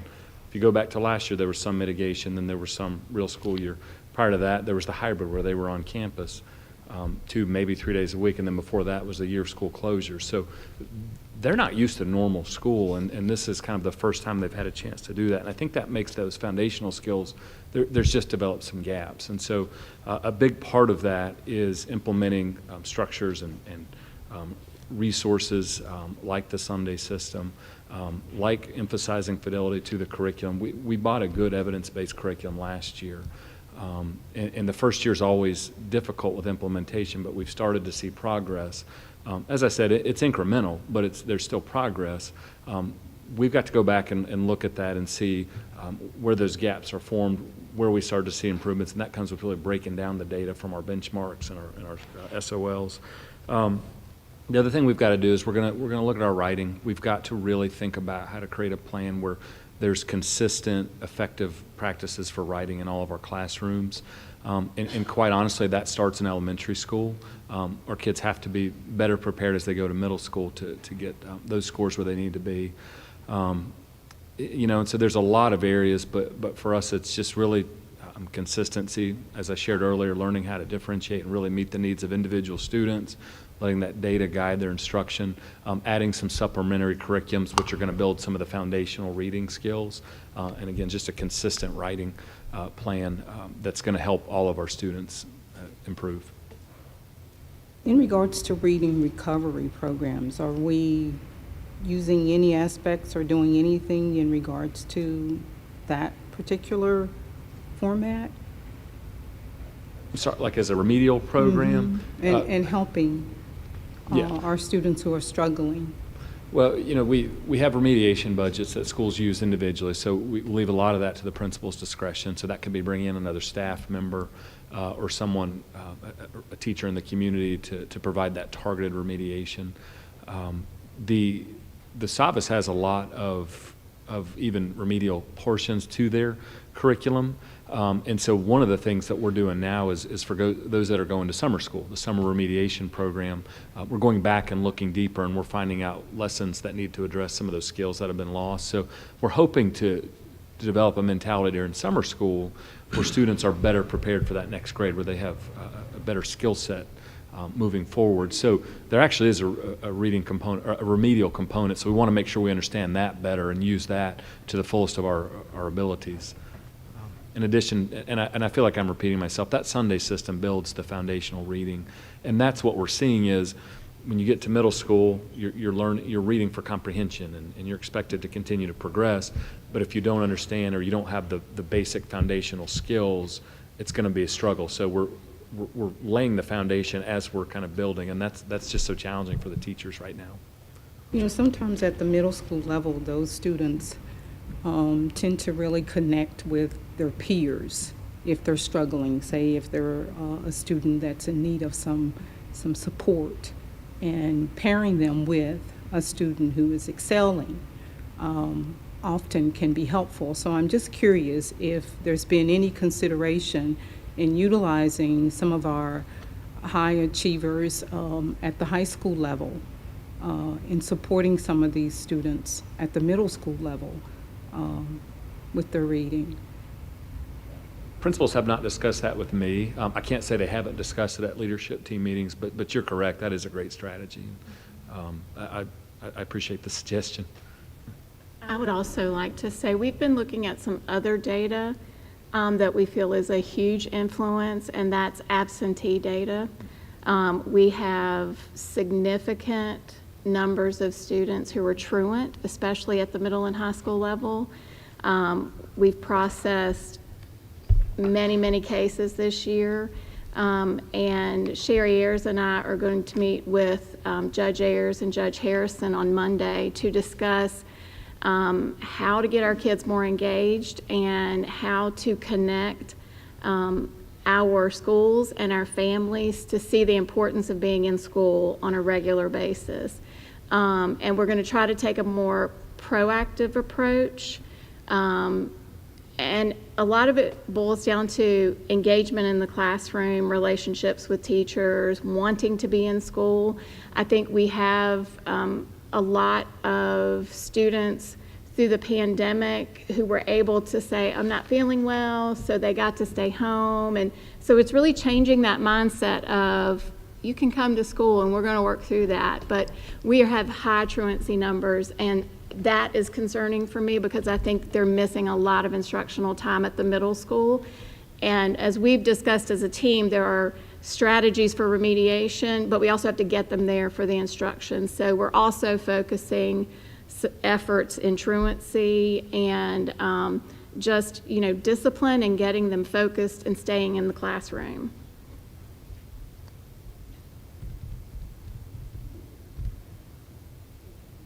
Well, I'm finished. Okay. I just have a question on the data that we're receiving. Are those raw scores, their actual scores, or is that based on a cut score? Is the percentage of pass rate based on a cut score? This from Master Connect, so that's all the subjects except for English are based on cut scores. And how are they established? It's the DOE has established those, and Right. they've been the same for a long time. So you're just using those? Yes, ma'am. Okay. You had said that you are working with schools and administrators, and you expect schools to collect subgroup data. Do you, in fact, know that they are doing it and analyzing it on a continuing basis, and how do you know that? Yeah, so our supervisors attend department meetings frequently, and so there's discussions about that. We also have central office staff who attend leadership meetings. Each school has assigned someone to go to those meetings, and so we do debrief and discuss those. That's where a lot of those happen, and as an additional layer of support and accountability, any school that has a level 2 indicator or above, the principal actually comes to central office and they report on that data. And one of the questions they ask is, what is the status of those struggling to learn or not making progress? And they're expected to answer that question, what are we doing about it? And so they would present their data to us, and we would talk about strategies and how we can support them. Yeah, so we've definitely recognized that while we expect it, there's got to be some inspection to make sure it is happening. You know, you really zeroed in on students with disabilities. I know you're familiar with the rest of the data. I am too extremely concerned about our subgroup performance because some of it is extremely low. You know, even in places like, I'm sorry, can you not hear? Even in subjects such as social studies, which you mentioned, you know, is not, you know, for accreditation in many instances, but we still have, and I know you know this, but I just feel like I have to say it, a responsibility for the students to not underperform in those areas as well. That's just part of being a well-rounded, responsible citizen. So when you talk about what you're going to do next year, and I say this lovingly, I don't say it really as a criticism, it's just, I think sometimes you have to do a lot of self-reflection when you're in a situation like that, having been there many times. Are we going to concentrate on really exploring other avenues? Because, you know, what we're doing right now doesn't seem to be working as well as we would like it to. And that doesn't mean that I think teachers aren't doing their jobs. Some children just respond to some ways of learning and some don't. So how are we, you know, what are your thoughts with regard to how we're going to address that? So I'm going to jump in just because Mrs. Jennings isn't here, and she and I have talked a lot about the special education and our concerns together. One of the things we're specifically looking at is having TTAC from JMU come in to do some training for our administrators and for our teachers on high leverage practices. And how, and some of those practices are explicit instruction, you know, systematically designing instruction specifically for students with disabilities. The other thing, we really need a lot of new teacher SPED support. We have a lot of special education teachers who are getting provisional certifications because we're having a hard time finding special education teachers. And so they need not only a lot of compliance training, but they also need instructional strategy training and how to do inclusion, how to do good co-teaching. And we've kind of made a promise that we as an instructional team are going to be modeling those practices for our principals. Dr. Trosper and Mrs. Jennings and their teams have created a very specific guide so that when principals are in classrooms, they are looking for specific strategies that are being used by the teachers for special education students, for gen ed students, but we've actually created one that's specific to our students with disabilities because you just have to do some things differently. And honestly, we are learning. We are trying to say what's working out there, who's being successful. We need to model that. We need to go see what's going on. The other big change that we're hoping is really going to help is that we are restructuring our special education teachers to have one SPED teacher who is going to focus on retesting and testing of students, making sure that management of paperwork, compliance, attending a lot of those special education meetings that our teachers are being pulled from. One person to really focus on that, and then the other special education teachers focused on supporting the students in the classroom. And so we're hoping that change so that everyone's not worried about a large caseload, paperwork, and supporting students. So we're going to try that. We've just at some trainings, we've been hearing that has provided some success for school divisions. But we really are reaching out to TTAC because we recognize that there are a lot of things we need to do. I think Dr. Trosper mentioned that we were also looking at how we can support our special education students at the high school through credit accommodations. We've done significant training there to see how can we support our students so that when they're at the high school level, they're not just retaking and retaking and retaking tests. We are spending a lot of time remediating them, and then how can we meet those verified credits in alternate pathways so that we can spend our time teaching students rather than just teaching them how to get that verified credit through an SOL test. So, you know, I think we've got a lot of things on our mind, and we're trying to kind of firm them up once we get that final SOL data. But those are a few big things that we have already started putting in place and that we're planning for the summer and fall.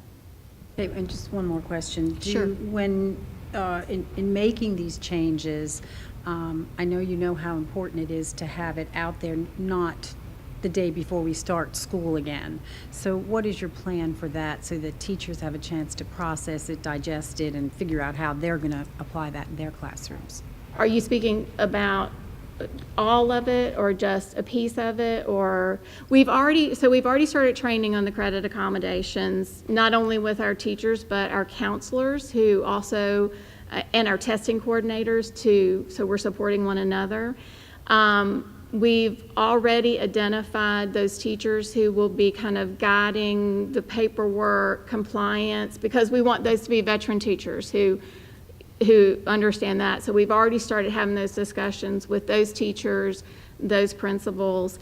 As far as the TTAC and the high-level strategies and training, we are going to start that at the leadership conference, which is the third week in June, with our administrators, and really kind of set the vision with the strategic plan and what we're doing. We don't have a lot of training time with our teachers, so part of what, there's been some discussion, how do we introduce maybe one high leverage strategy at a time, let them practice that, let them focus on that instead of all of them all at once. So we're trying to be very intentional with the training time that we have, and focus in on where we have our more significant concerns. Middle school is a significant concern for all of us, and we're really trying to figure out how to pinpoint how we can make the biggest difference there. And a lot of that's taking research for us, because what we're finding is what we have been doing isn't working as well as it used to. So we ourselves are learning and trying to find good strategies. So. Any further? Anyone else? Mr. Hill? So first of all, thank you for you guys for what you've looked at, what you're implementing, plans in place, et cetera. Everything that I've heard is around administrator and teacher. And you don't have to answer this question tonight, but I want you to know I'm going to be looking for some responses. How are we holding students accountable? So we've talked about the teacher, we talked about the administrator, things that we want to do, things that we want to put in place. Going back to data, and let me be the first to say, not every kid is a test taker. And so just because these results show one thing does not mean that there's not achievement. So I want to make sure everybody hears that loud and clear. But what I'm interested in is, how does classroom grades compare to what we're seeing in these results? So that's one thing that I'm interested in seeing data on. The second piece is, based on these results, and again, I have to wait to see what the classroom grades compare, I would say we probably should have about a 30% retention rate of all these grades that I just looked at. And so I'm interested to know, how many students are we retaining in these in these grades based on these results? One thing, your first question about the grades versus results, you're absolutely right. There ought to be a correlation between that. And if a student is failing an SOL but made all A's, then that's a problem. And that means the instruction, the assessments weren't aligned. That is one of the appealing parts of CIP, they actually started doing those exact reports last year. Now, I haven't seen it, and it's new, but I am anticipating getting that report where they can correlate grades with SOL, so I'm hoping to be able to share with you over the summer. But you're absolutely right, that there needs to be a correlation. Second part of your question, I'm sorry, can you remind me? It's around student accountability. Because we put so much on our teachers and staff and administrators, but I'm sorry, our students should have just as much accountability for what they're learning. They're not here to just be here. It's how are we holding them accountable? And I understand every kid is at two totally different ends of the spectrum as far as how they learn, at what pace, et cetera. So I get that. But what I want to know is, what is the accountability for our students? Because if I'm seeing this data, and again, the testing doesn't always show achievement, but are we just passing students through? And I'm not saying we are. I want to know how the student is being held accountable. Because if the test grades, either in the classroom or what we're seeing on the screen, is not where we want it to be, we should be retaining students. So we may have a bigger third, fourth, and fifth grade for a couple years. But if that's what it takes to make sure our students are successful, and again, I'm sure there's some state rule that whatever counts against us, I want to erase all that. I want to focus on our kids and making sure, how do we make sure they are successful? Just one comment about that. The guidance that we've really given our administrators on retention is, if you're going to do it, we need to do it early, and that's kindergarten, first grade, and really try to build up those skills. There's really no state rule that I'm aware of, so correct me if I'm wrong, but it's really, there's not a lot of research to support that retention is good for students, particularly as they get older. In fact, I worry about a middle school student or even upper elementary. I worry that we're creating dropouts. We're creating kids that are significantly older than their peers. That hurts their confidence. Your point about accountability is well taken, and I think one of the ways that we can have that discussion is really communicate to students and staff, your grades are not fixed until the end of the year. That means we're going to continue to work, and we're going to continue to hold you accountable. We're not going to say, I'm sorry, you failed this quarter, we're done with that. We've got to really think about how to remediate and send that message that we're not finished.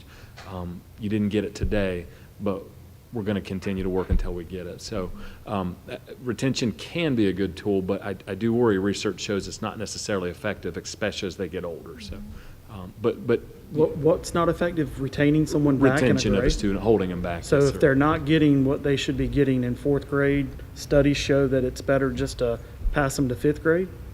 It really does. That sounds so simple, but there's got to be some intense remediation interventions during that school year. I'm not saying never. I just think we should proceed cautiously. I'm not going to argue that point, but I am interested in the data, and I want to know, what is the percentage of those? So, thank you. Anything else? Okay, we're going to move on. Item 4.01, gifted annual plan. Yes, ma'am. So this is our first information item tonight on which the board will be asked to take action next month. This information that you're receiving tonight has already been reviewed with our school division's gifted advisory committee, which meets throughout the year. There's also an attachment in board docs for this agenda item, which lists the changes that we are proposing to the gifted plan. And to give more detail on these changes and the process, I'd like to turn it over to Dr. Prosper. So as Dr. Bergen said, this is not a new plan, this is the existing plan, but every time there are changes or revisions, the board is required to review that. And so our next 5-year review will be in 2025. And so essentially we've provided a list of bullet points that summarize the changes made, and also attached was the actual gifted plan. So unless you'd like me to, I won't go through the points, but I'm happy to answer any questions you have about it. Questions? Good, thank you. Okay, moving on to 4.02, title grants. Yes, ma'am. That time of year, on an annual basis, the board is asked to review the plan that we have for spending our federal title dollars. So you're receiving this tonight for information, and we will ask you to take action next month. Those federal title dollars, you're familiar, are Title I, Title II, Title III, and Title IV, and I think we're going to have some more information as part of the presentation from Dr. Woodford. So just a reminder, this is an annual thing that we do with approval of the title federal grants. Title I Part A provides resources for 8 of our qualifying elementary schools. Resources include funding for additional teachers for smaller class sizes, instructional support staff, professional development, and materials to support schools with larger disadvantaged populations. Our Title II grant application provides funding for some division support salaries, tuition assistance for our employees, and professional development in support of improving instructional quality. The Title III application provides support programs to address English language proficiency and academic achievement of our ELs, or our English learners, including the provision of language instruction education programs and activities that increase the knowledge and skills of teachers who serve our ELs. The Title III programs also provide enhanced instructional opportunities for immigrant children and youth. The Title IV Part A grant provides funds for programs and activities to improve students' academic achievement by increasing the capacity of our school division to provide all students with a well-rounded education, improve school conditions for learning, and improve the use of technology. Through this grant, we will be able to provide some professional development for technology and for elementary intervention design specialists to support students. These applications must be approved by the school board and signed by the superintendent and board chair and submitted prior to June 30th each year. So we are providing them for information tonight and for action next month. I'm happy to Questions for answer Dr. any Woodford? questions.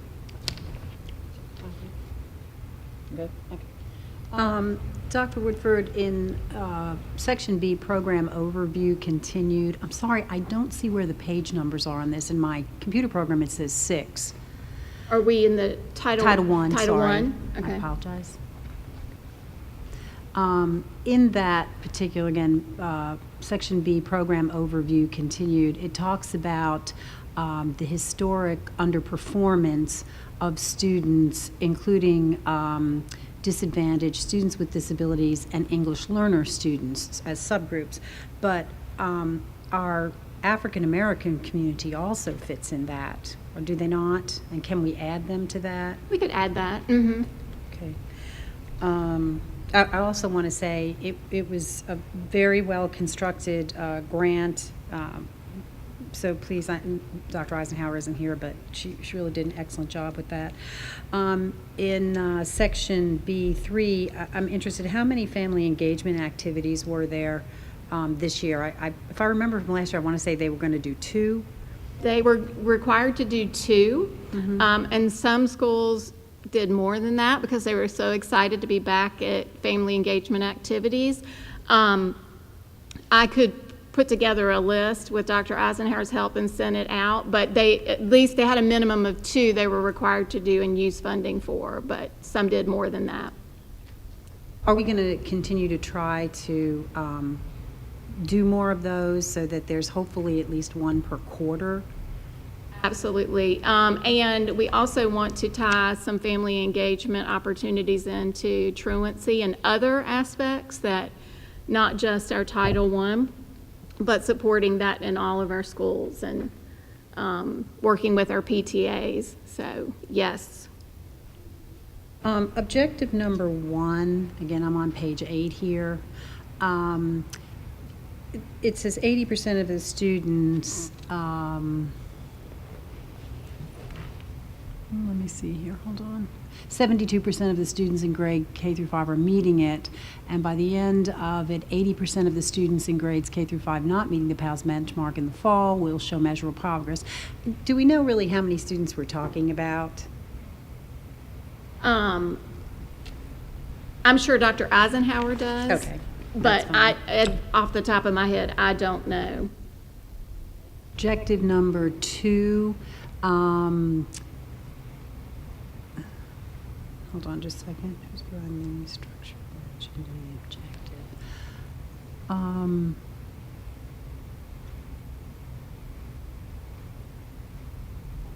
8, if that helps on the PDF. Yeah, no, I think I don't have the correct page here because or correct objective here. I'm looking for, there was a structure mentioned in the program. Who is providing the structure mentioned in the objective and when is that? But I can refine that for you, so don't worry about that. What computer-based programs in reading and math are we using? Right, do you know? We are using, Dr. Strasburg may have to help. I know iExcel. A lot of our schools are using a variety of things like reading eggs and yes, reading A to Z, things like that. We were providing those at the division level for a lot of schools, and we weren't seeing really good usage that was equaling really good data. So that's one of our goals for next year, is to really look at what is everyone using and is it really working? If we pull away that money, things that teachers have been trained on and are using at their individual schools, that can be very frustrating for them. So we allow them to have those programs, and what we're really asking our principals to do is, are they working? Is it worth the money? Are you getting any improvement by using those programs?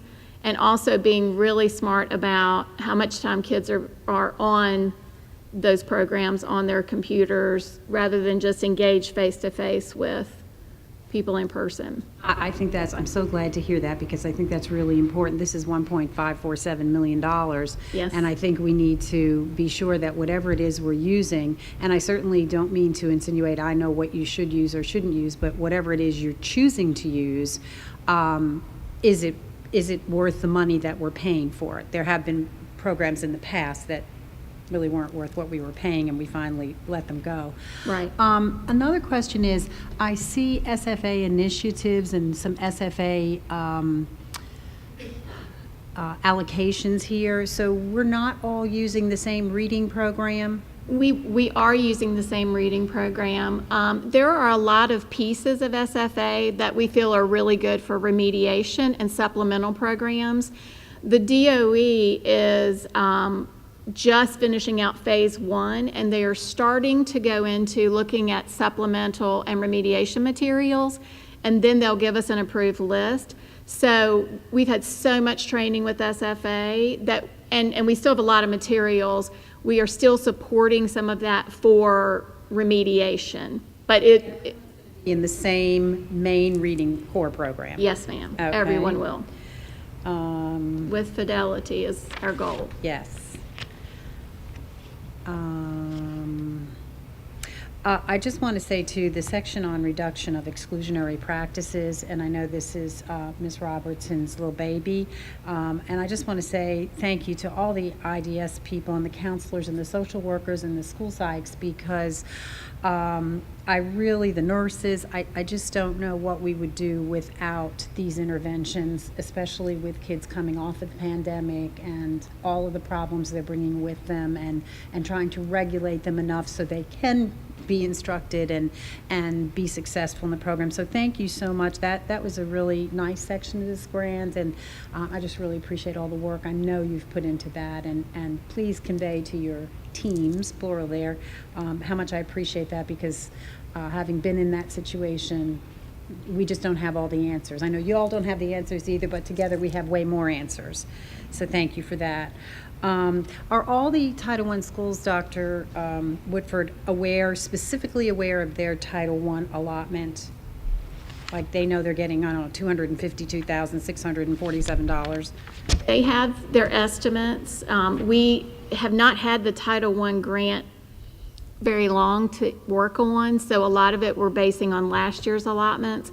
But we have a good estimate, so they know what staff they want to use. The majority of our Title I principals have found that additional staff support has been the most helpful.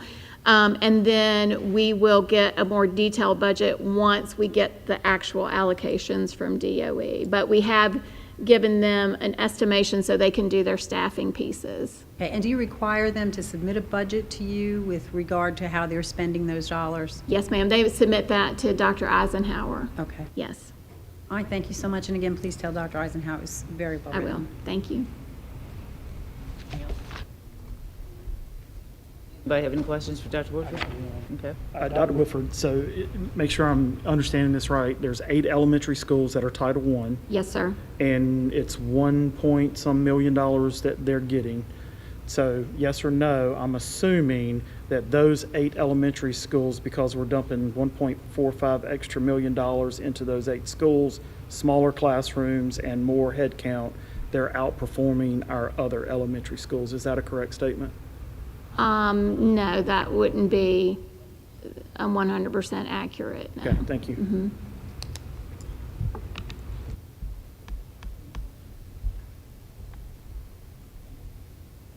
Thank you, Dr. Woodford.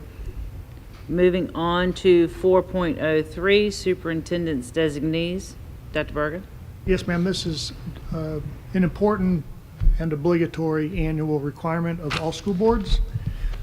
In the rare occasion that I should not be available and we need to appoint a designee in my absence, I'm going to be asking the board to approve the same designees we've had this year. So Mr. Randy Hagler, our Assistant Superintendent of Finance and Operations, would serve as my designee on any financial matters, and all other matters would my designee would be our Deputy Superintendent, Dr. Karen Woodford.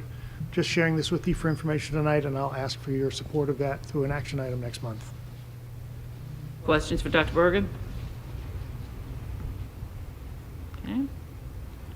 Moving on to 4.04, county budget transfer. Right, so this is our last information item for tonight. So we're, again, not asking for any action tonight, just for you to receive this information and then take action next month. Mr. Hagler is seeking, or will be seeking, your approval for a categorical transfer of approximately $400,000 from instruction to transportation. The majority of that transfer is due to fuel costs. But there are some other factors, and Mr. Hagler is prepared to provide some additional information and answer questions. Randy? Yes, good evening. At a prior meeting, I presented the third quarter financial review. And based off that review, we had several supplemental appropriations that the board approved, and I took to the Board of Supervisors, and they have since approved those. So those have all been taken care of. There was one category transfer that I requested from the board that was approved to the maintenance major category. When I put together my third quarter forecast, there were some bills that were late or we had not received yet that did affect the transportation department. So I did not at that time ask for any category transfer into the transportation department. Upon looking at the financials at the end of April, some of those larger bills for fuel. The other one is contracted services. That's where we are transporting special ed students by car, and we do not have enough car drivers or buses in remote locations, and we have to contract out for that. So both of those lines have had significant increases in those. And so this request is to see us through to the end of the year. On the contracted services, I'm working with the transportation department, so hopefully we won't have to work with that outside agency next year. So I think we're going to be able to mitigate those costs in the future and even have some significant savings and eliminate that budget line item. On the fuel, we do need to go back, just like with the maintenance department, and as the executive staff is looking at the budget for next year, we do need to relook at those line items, and we're in the process of doing that. So to complete this year, there is from some of the same line items in instruction where we're coming in under budget. My request is to move some of the fund from there over to the transportation to complete the year. I'll be happy to answer any questions you may have. Questions for Mr. Hagler? Okay, thank you very much. Okay, thank you. Okay, moving on to the action items for this evening. 9.01, approval for the propane bid. Do I have a motion to approve the propane bid? Oh, wait a minute. This is the one that we have to waive the, okay. This has to be done due to a time constraint. So do I have a motion to waive the rule to wait a month before we vote on an item? Have a motion by Mr. Hill. Do I have a second? Second. Second by Ms. Harrison. Okay, any discussion? All those in favor signify by saying aye. Aye. Opposed? Okay, that motion carries. Now, do we have a motion for the approval of, I'm sorry. Excuse me. Are we doing, did you all approve 1 year or 2 year for the bid? There's a 1 year and a 2 year bid.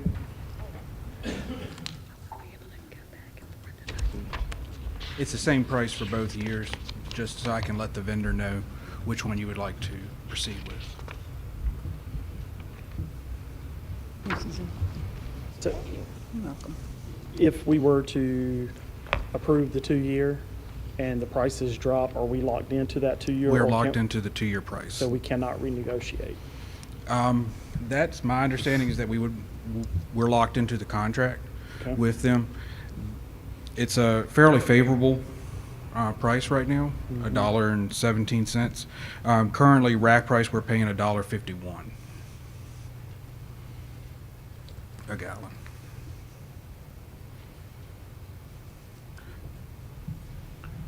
So what do you think will be the best, do you want us to vote on the 1 year, or do you want us to call for motion on 1 year or 2 year? It's whatever you all would like to do. The vendors had suggested that we offer 2 year pricing, and so we went ahead and solicited that, and these were the prices that we got back. It's totally up to you. It provides budgetary control, really, so that the prices, we know what we're going to be paying for fuel. But Mr. Hagler, if you'd like to. I'd just like to add, vendors had recommended this. We have not done it this way before. I think it's a very aggressive price, so it may be something we want to consider to lock in. It would probably be my recommendation we lock in for 2 years on this. Just for clarity, anybody that's watching and stuff, it's always been my premise that we're not in the position to really take risk in the market, and we don't know where fuel prices are going. This is really a budgetary control thing where we know that we have enough money budgeted into our maintenance department for this type of fuel, and you can go to sleep at night not worrying about the price tripling. By locking at this lower price, we would just set it for 2 years, and we know we wouldn't have exposure. It would be my recommendation that we go ahead and approve a 2 year lock-in price on this. There's no guarantees the price doesn't drop below this, but that's with anything on that. Typically, our vendors, and why this is sensitive, our vendors typically, as soon as they're locking in this price, and they will go out and have their own contracts for, some of this fuel. So that's why it's very sensitive and time sensitive to approving these. So I'll defer to the board whether it's 1 or 2 years. Madam Chair, I make a motion that we approve the 2 year bid for the 2023 propane bid analysis. I have a motion by Mr. Hill to approve the 2 year plan. Do I have a second? Second by Mr. Daniels. Any discussion? All those in favor signify by saying aye. Aye. Opposed? Motion passes. Thank you. Do I have a motion regarding the elementary staffing standards?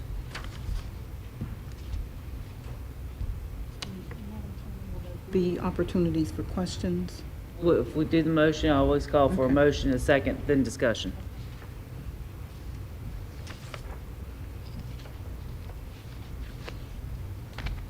Okay, I don't have a motion. Make a motion.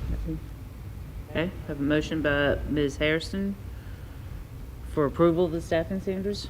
Okay, do I have a second? No. I No. thought we were going to be discussing this. Well, we're gonna make a motion Okay, and then a second. I always re- call for motion I and second. completely retract what I Okay. just said. Okay. Well, we discussed it last month, but Yes, so Madam Chair, what I'm seeking, so just for clarity, what we're asking for a motion and a second and discussion and a vote on, is that we determine the number of what this board will provide direction for the administration. What number is too many, and how will we address when it is too many? So we gave a number of options. We do have a recommendation. Perhaps it would be helpful for you all if we provided more context about what our recommended number is and our recommended strategies. And then after you've heard that information, you could take a motion for accepting our recommendation as we're going to explain it tonight, if that would be helpful. It would be. Okay, so as we've already established, we've had a fair amount of discussion about this over the many different meetings over the year and a lengthy one at the last board meeting, so this is a follow-up action item. We are seeking your affirmation tonight of an elementary staffing standard to provide direction for us on how we're going to address those large class sizes at the elementary level. And we need this direction so that we can finalize our budget recommendations for next school year. So based upon the action that and the direction that you'll provide tonight, we will then meet with the Budget and Finance Committee on Friday, May 19, to present any modifications to the preliminary budget that you've already seen, and then back to the full board on May 23rd for the special called budget work session. But this information is critically important to us. So, are we going to need to hire additional staff, or are we going to use other strategies? So Dr. Woodford is prepared to share what our recommendation is and what our strategies are, and then perhaps we could take up a motion at that time. Dr. Woodford. Good evening, members of the board. At the April 6th board meeting, I shared information about elementary class sizes within our current approved staffing standards with options for the board to consider as we continue with budget development. At the April meeting, there were some questions regarding multi-age groups, and I'm going to share a little bit more information about that tonight. Also, as Dr. Bergen stated at the end of the presentation, I would ask that the board provide a clear direction for the executive team to take regarding finalized staffing standards, or really the interpretation of those standards to enable us to provide accurate costs for the budget work session scheduled for May the 23rd. Just as a reminder, our current elementary staffing standard is here on this slide: 1 full-time teaching position for every 21 students in average daily membership in grades K-3, 1 full-time teaching position for every 22 students in average daily membership in grades 4 and 5, and then the additional no multi-age classrooms in any elementary school. If you'll notice that there is information in red at the bottom of this slide, and it's based on prior discussions the board had in November 2022 regarding the ideal individual elementary class size. This discussion ended with a consensus that an aide would be added to any elementary classroom that had more than 27 students last year or during this school year. At that time, the board was clear about their concern with having larger class sizes, but recognized that we had COVID learning loss money for this year to assist with the additional staff members we added. But that these positions would not continue into the 23-24 school year.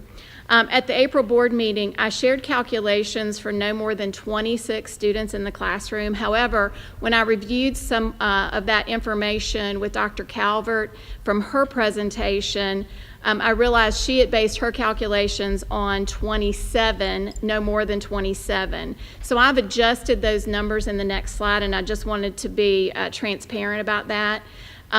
So this is one of the pieces that we would ask for clarification on tonight, is the number of students per class that the board finds acceptable before we add any additional staff or use a different strategy.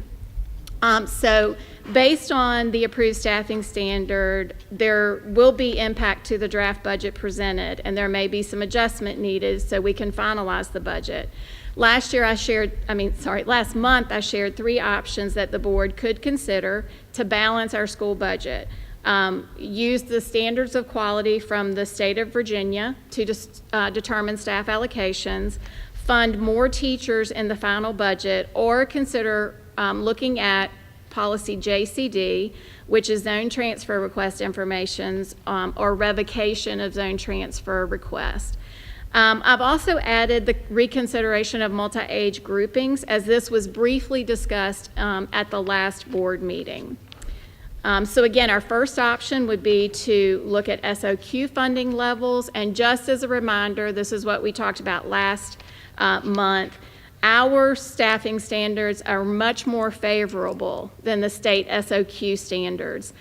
So by using the state SOQ maximums in classrooms, some of our smaller schools would have larger class sizes at certain grade levels. The SOQ standards are 24-1 in kindergarten with no class larger than 29 students. The caveat to that is that we're required to add an aide once we exceed 24 students. 24-1 in grades 1, 2, and 3 with no class being larger than 30 students, and 25-1 in grades 4 through 6 with no class being larger than 35 students. Along with our staffing standard that we have approved, where we allocate our teachers, we've always used these maximum numbers when looking at class sizes, because when we have an average over the school, we do have some classes that are larger. So we either can go to these maximums using our staffing allotments, or the other option is to fund more staff in our budget that we look at on May the 23rd. So again, the current staffing standards are based on average daily membership. So this formula is applied to projected enrollments. To meet the changes to the standards at the last meeting and to keep all classrooms at or below 27, which again is a number taken from November discussions. Again, that's the number I'm asking for you to give us guidance on tonight. We would need to fund additional staff members in some of our schools. And again, after Dr. Calvert and I re-looked at some of her presentation, I readjusted these numbers. So if your desire is to add additional staff, if class sizes become larger than 27, if you were to add additional teachers, we would need about 9 teachers in these schools that are listed at total for a cost of about $684,000. If we were to add staffing through the use of paraprofessionals, the estimated cost of that would be $243,000. And again, that would be additional costs that we've not taken into account in our current budget draft that we gave you. And then the final option that we discussed last month would be for the board to approve us using policy JCD as it's already written for zone transfer request. Again, as I shared in April, we have a very flexible school zone transfer policy. Currently, the board has closed 3 schools to zone transfers because of capacity: New London Academy, Forest Elementary, and Boonesboro Elementary. Based on policy JCD, the board could also allow us to close the school to transfers based on constraints within the school, such as overcrowded grade levels or an overcrowded classroom. The policy then gives us the authority to revoke current zone transfer requests if the factors necessitate. Again, the factor we would have to examine is that by accepting a transfer request in a school, especially a small school, a class size could go over 27 and would require additional staffing and additional cost in a school. And I gave you several examples last month, but one that we've talked about a lot and we've heard a lot about in public comment is that example of that first grade classroom at Otter River this year that everyone has been very concerned about because it had 27 students in it. In looking closer at that zone transfer data, 5 students in that classroom were approved for zone transfers that did not live in the Otter River school zone.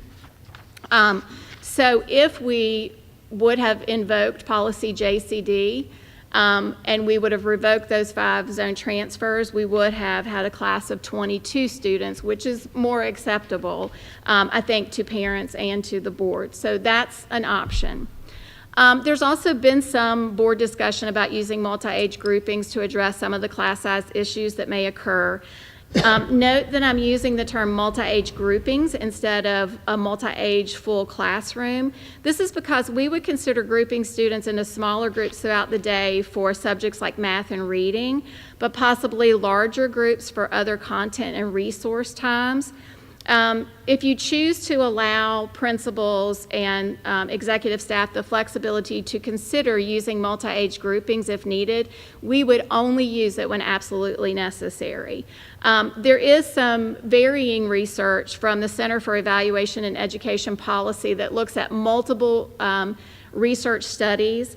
And basically, there are advantages and disadvantages of having multi-age groupings.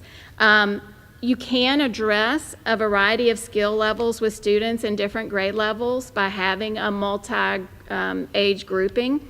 But they are typically on the same academic level. So we would want to put students who are at a high reading level in one grade level with students at grade level at the next. And I have to say, our elementary teachers already understand grouping and do a great job with that. They group throughout the day for math and reading instruction to meet students at their academic level. So this does provide for that. There is some evidence and research that says that it does improve subgroup academic performance, particularly students who are disadvantaged. There is evidence of student growth in social, verbal, and problem-solving skills because they are working with students at different maturity levels. So they are learning from students at different ages. But in order for this to be successful, and this is really clear in the research, you have to have teacher buy-in, and you have to offer really good professional development so that teachers are really trained in how to do this well. And so I have found some good professional development at the Child Care Education Institute and the Learner Accelerated Group. Both of these organizations offer in-person and virtual courses if needed for teachers who would possibly be doing those groupings. And also considering options for K through second grade or grades 3 through 5 rather than just 2 grade levels back to back. And I think I shared last time, I would really not think we would want to do it in kindergarten just because we don't really know the levels of our kindergartners coming in. We really know where our first, second, third, and up grade students are.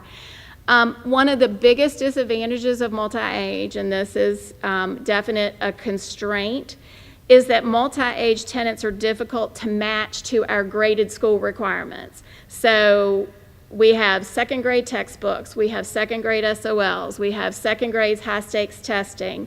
And so for a teacher to have to combine and use multiple SOLs and make sure they teach them thoroughly, that is a difficulty.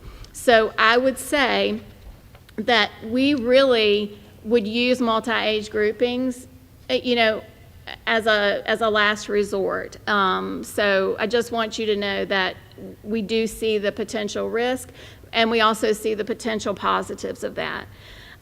So tonight, the executive team really needs 2 items from the board. First, what is the maximum number of students the board is comfortable with in an elementary classroom before staff is added? That staff might be paraprofessionals or teachers.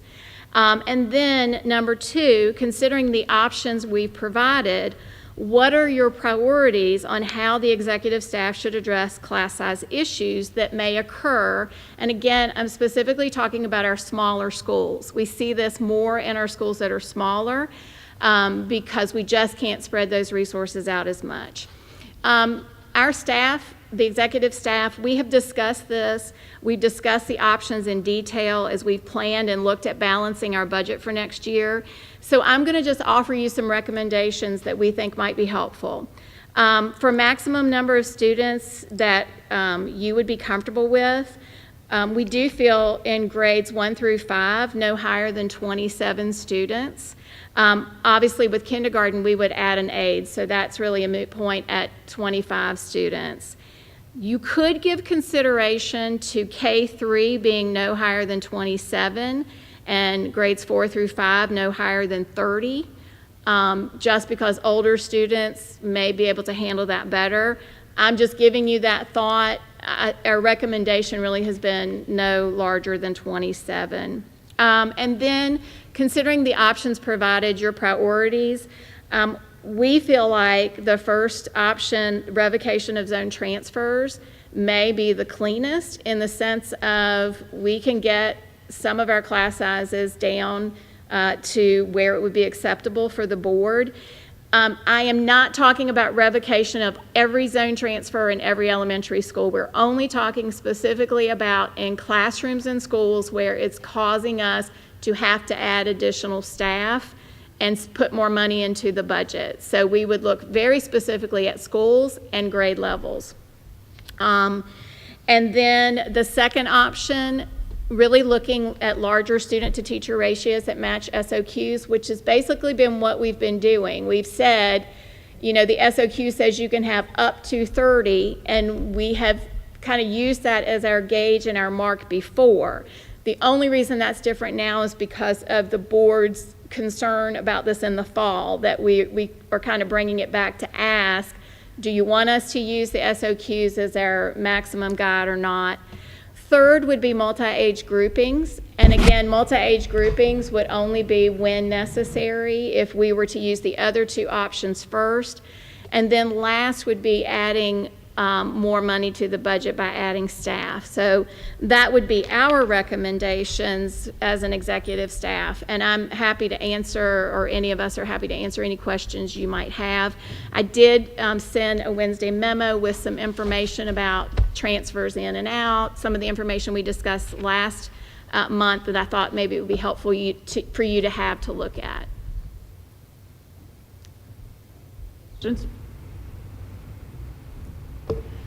I'd just like to make a comment. You're right, the research out there is really not very clear. A lot of it is prior to 2016, which makes it extremely old research. I think the board needs to really consider the fact that when you're using research for any reason, you want to make sure that the research you're using or relying on is similar to your division. So you might look at a piece of research that has a very small sample size that really you can't really transfer, you can't really effectively say you can transfer the results of that to a division our size. So we would want to see, I think, evidence-based research, which is a much higher standard than just research-based, because you're looking at the whole program and where it's working, and as opposed to research-based, which could be just part of a program. You know, I'd really want to know in the research what sort of limitations they had, things that might have impacted the findings that they had. So I looked at, just scanned, not read. Read several in depth, but 61 different pieces of research, and really what I found was that they really felt that it wasn't, including longitudinal studies that involved like 970 schools, that the students didn't make as much gain as students who were in just regular classrooms. So I just caution the board that I don't think we have research to support that this is going to work. I'm not saying it's not going to work, but that it will work. I also think that we have to be very careful, because when you do multi-age group, especially when you're including special education children, the materials have to be, under the law, age and grade appropriate. So if you have a special education child who's in 3rd grade but then goes back to 2nd grade, those materials, they shouldn't be using those materials because they're not age and grade appropriate to that child. I am concerned about children moving to other grade levels, and it just depends, you know, how far would you move them? Or would you move them 2 grade levels, or would it be, you know, would you take a 4th grader and put him in with 2nd grade students, because that causes a whole bunch of emotional issues with children. And I, as a parent, would definitely not want my 2nd grader with a 4th grader for any reason, for an extended period of time, and vice versa. So I think we would really look in that primary 1, 2, 3, 4, 5, and, you know, separated. You're right. 4th and 2nd graders probably aren't a good combination, and not really working on the same skills either in reading and math. Right. Although you could have a 4th grader reading on a 2nd grade level. Yeah, you're right. So we would have to be very, very careful if we're going to do that. So just a comment. So how do you want us to go about this? What's going to be the easiest way? Is the grades 1 through 5 no higher than 27 students? That's what we have today, so we're not adding anything to the budget, correct? That is what we have built our budget on. We haven't taken into account if we've put a hold on zone transfers, though, until we get some direction, because if you say no higher than 27, then we are going to specifically be looking to deny zone transfer request. I just want to make sure there was no budget impact. So, Madam Chair, can I make a motion? Yes, Ms. Hill?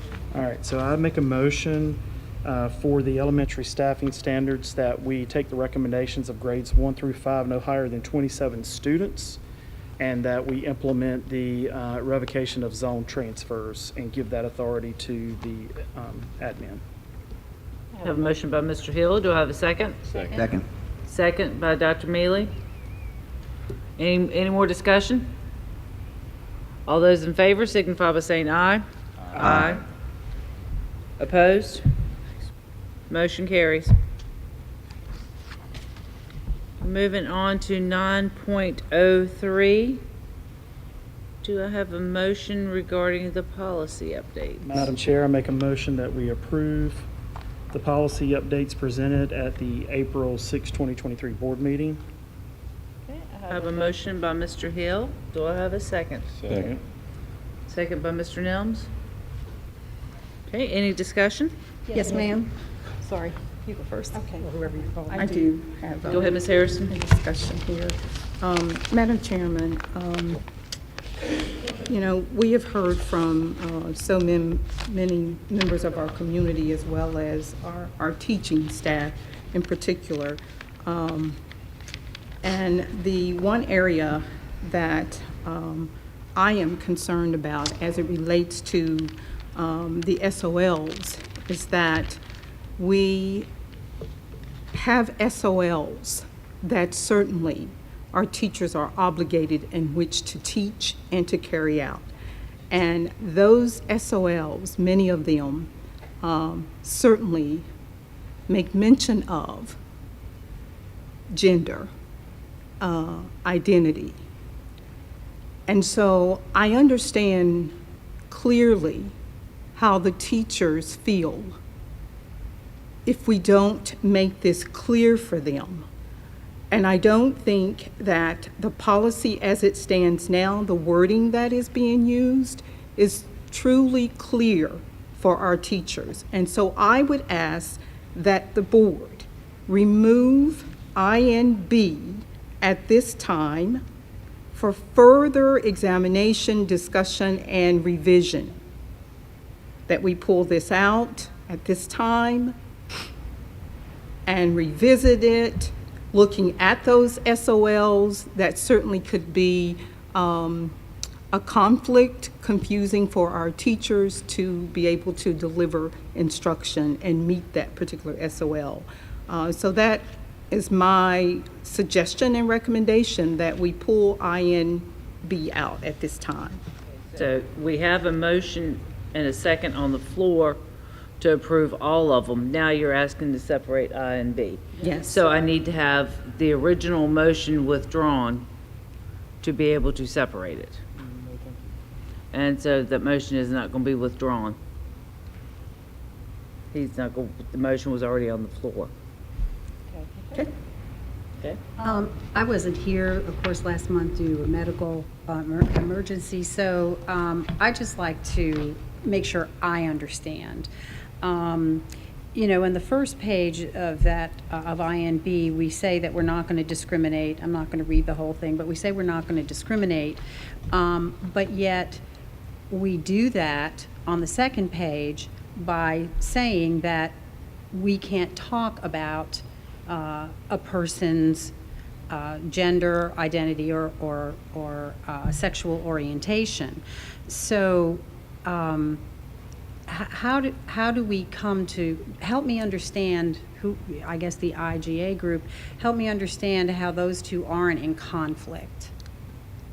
I would say that the policy, it states, does not prohibit teachers from including in their instruction as part of a course of study utilizing the textbook and other instructional materials adopted in accordance with approved curriculum that includes the historical oppression of a particular group of people based on race, ethnicity, religion, disability status, or sex, as well as based on class, nationality, geographic region and/or other differences. So it doesn't prohibit that.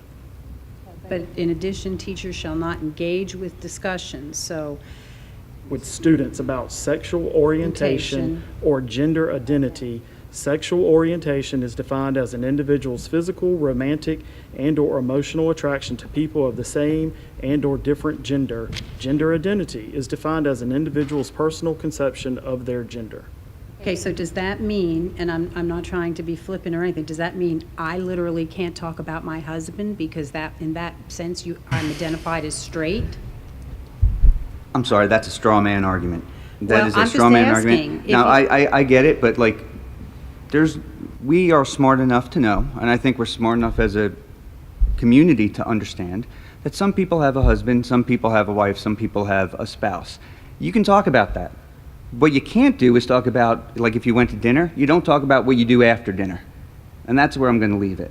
That's not the discussion.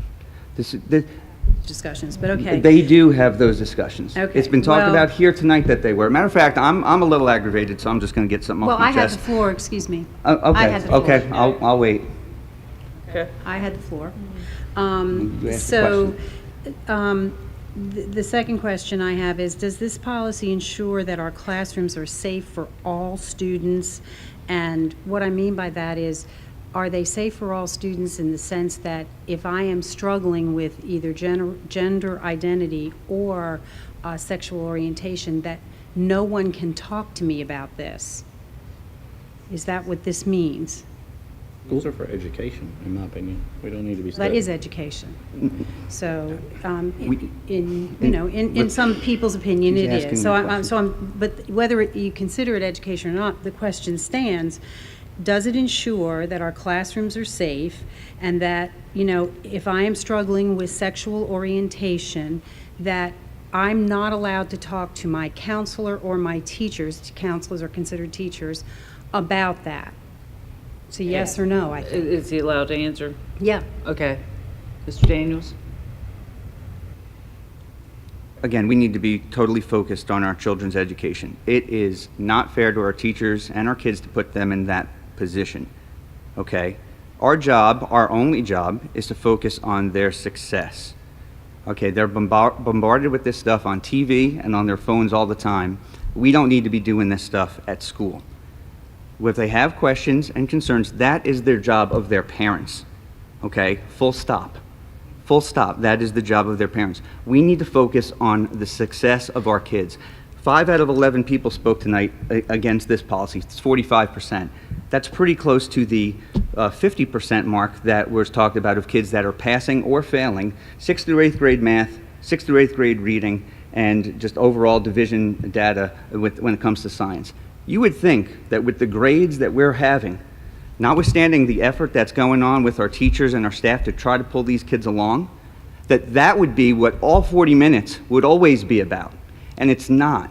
It's because we're distracted with all this stuff. If we stay focused, we are going to pull these kids along and ensure their success. There's a lot of difficult things that most teachers and a lot of people are not equipped to handle. And I think that if we just focus on what our actual mission and our actual task is, we'd be better for it. And I think that someone had said that we shouldn't even have to have a policy like this. And I would agree. But unfortunately, we do need to have one because we are getting so distracted with a lot of noise, and the signal is our kids are not being set up for success. That's the only thing that this policy is trying to ensure.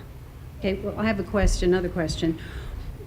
Does anybody know what our liability is if an LGBTQIA2 student is struggling and we fail to do due diligence to that student because we won't talk to that student and they can't talk at home, as students here have already communicated to us? So what is our liability if that child should commit suicide? Especially, in school. That child has no place to go. I disagree with you, Chris, that, we're so focused on this. It's not a focus. I mean, you haven't been an administrator. It's not a focus of a main focus of schools, but when somebody comes in and says, this is my human value, this is where I am, and we refuse to help them, I just think that, have we asked our attorney if that places us in any legal jeopardy whatsoever? Pretty sure you've probably already asked that question. Have we done that? And we love all our students, and we should do everything we can to help them, but there's certain things that we should not be doing. Like I said, that comes down to the parent. And all our kids have value, and all our kids should be loved. And it should be a space that they should feel comfortable. It doesn't mean that that is what we need to be talking about from a teacher to a student standpoint. And I agree with you that Okay. that's what should happen, but in reality, that doesn't always happen. So my question still stands. Suppose that student that you're talking about, we shouldn't be talking about this, and that student commits suicide because they had no one to talk to. Have we in fact done our due diligence to help those children? We should love all students, that's right, whether they're LGBTQIA2 or anything else. I mean, when we say we can't talk about your gender identity or your sexual orientation, what we're saying is we don't value you.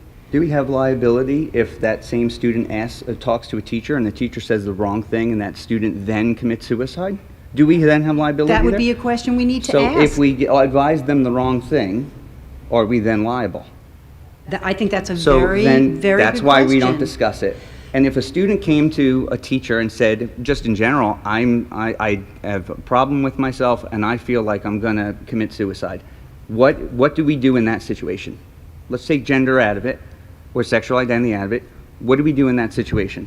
Well, the things we do there would be different because that student now is not allowed to come and say anything. The LGBTQIA2 student is not allowed to come and say anything. They could, if they said that you just said about suicide, like they felt this way and they were going to commit suicide. So what would we do in any situation like that? Well, we would absolutely provide help, but again, Then the that's student what knows, we the then student do. knows because we now have a policy that I'm not allowed to talk about that. So that student may not Go come into to detail. you. You can advise them on where they can go to have those discussions. So now they can talk about it by advising them where to go. They're not going into detail. Well, that's not what this policy says, and that's what I'm trying to establish is That's what. not what it says. Okay, let's reel it in. Let's reel it in. Okay, do you have any other questions regarding this? I may, just give me a minute. Will teachers be able to support students with mental health issues related to this, or are they not allowed to talk about that as well?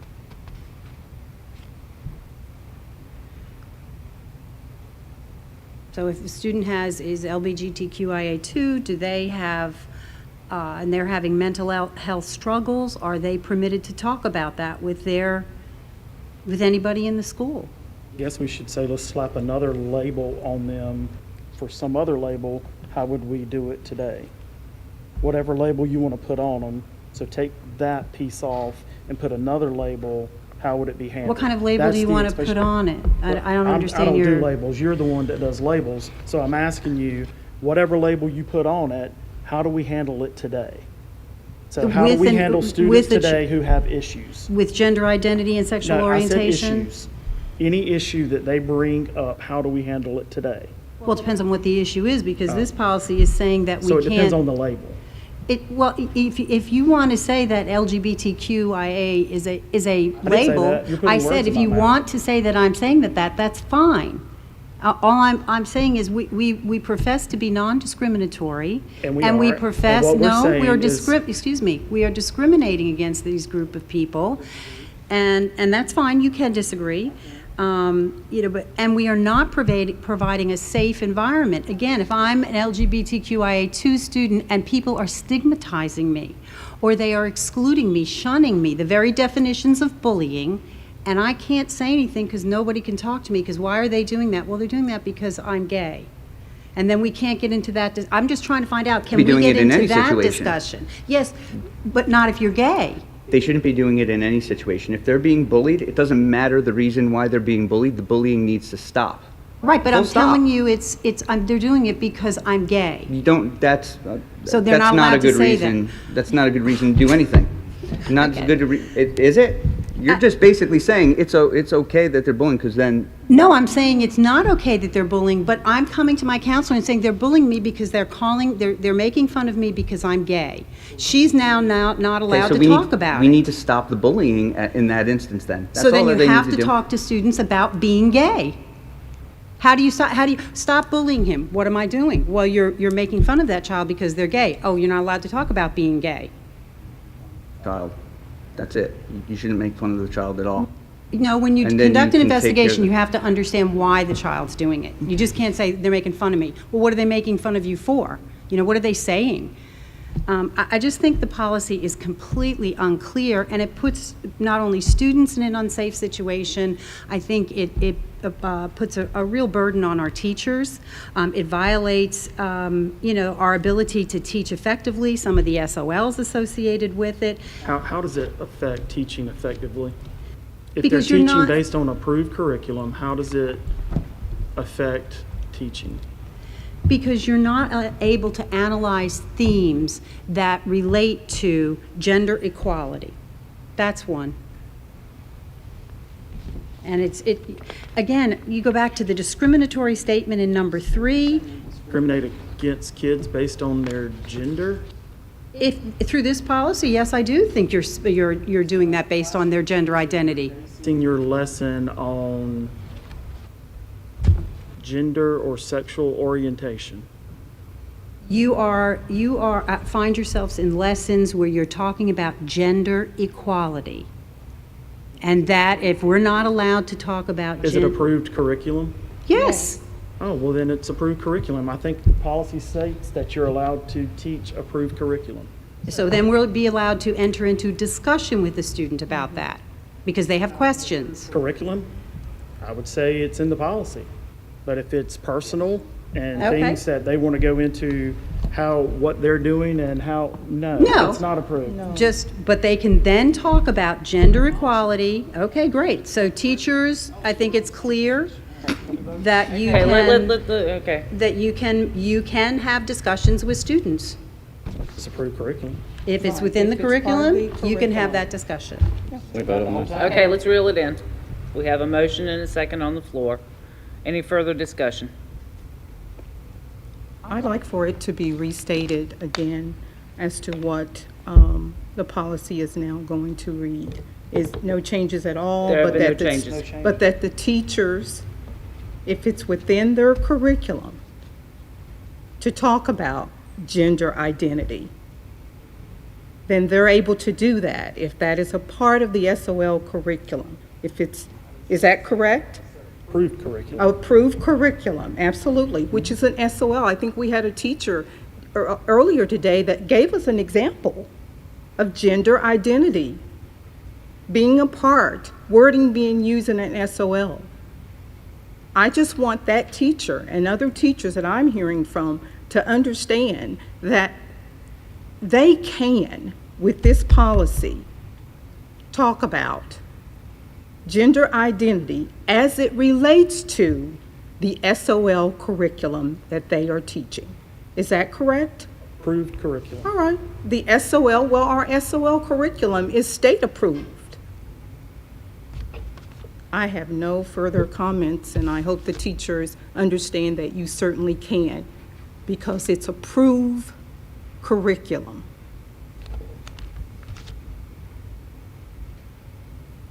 Any more comments? Okay, I would like to state that I understand the premise behind this, and I don't disagree with that at all. And I'm not exactly sure how we can word it. However, I'm not a fan of the wording of this. I think it's too stringent. And from hearing from everyone tonight, I can see where the conflict is coming in, and that should not be there.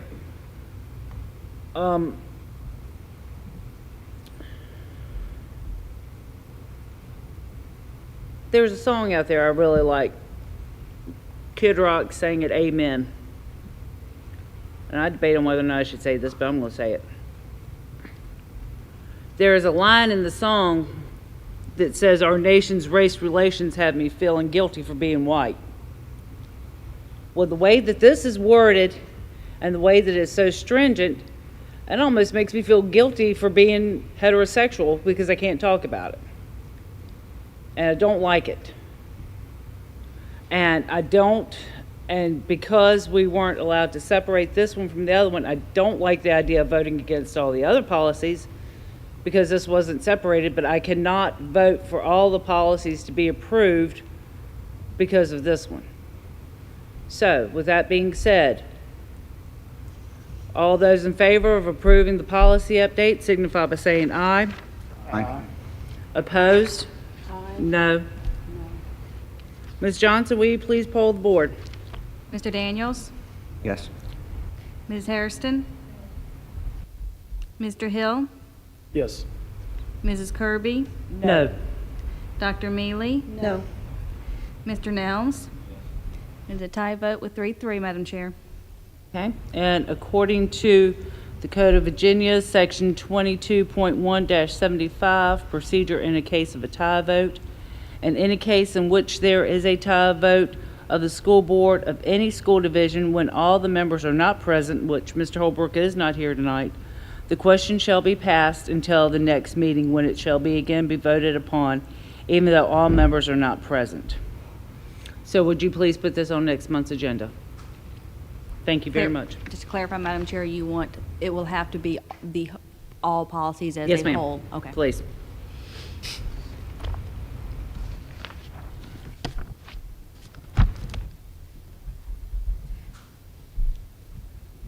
Okay, moving on to item 10, Superintendent's Report. Dr. Bergen.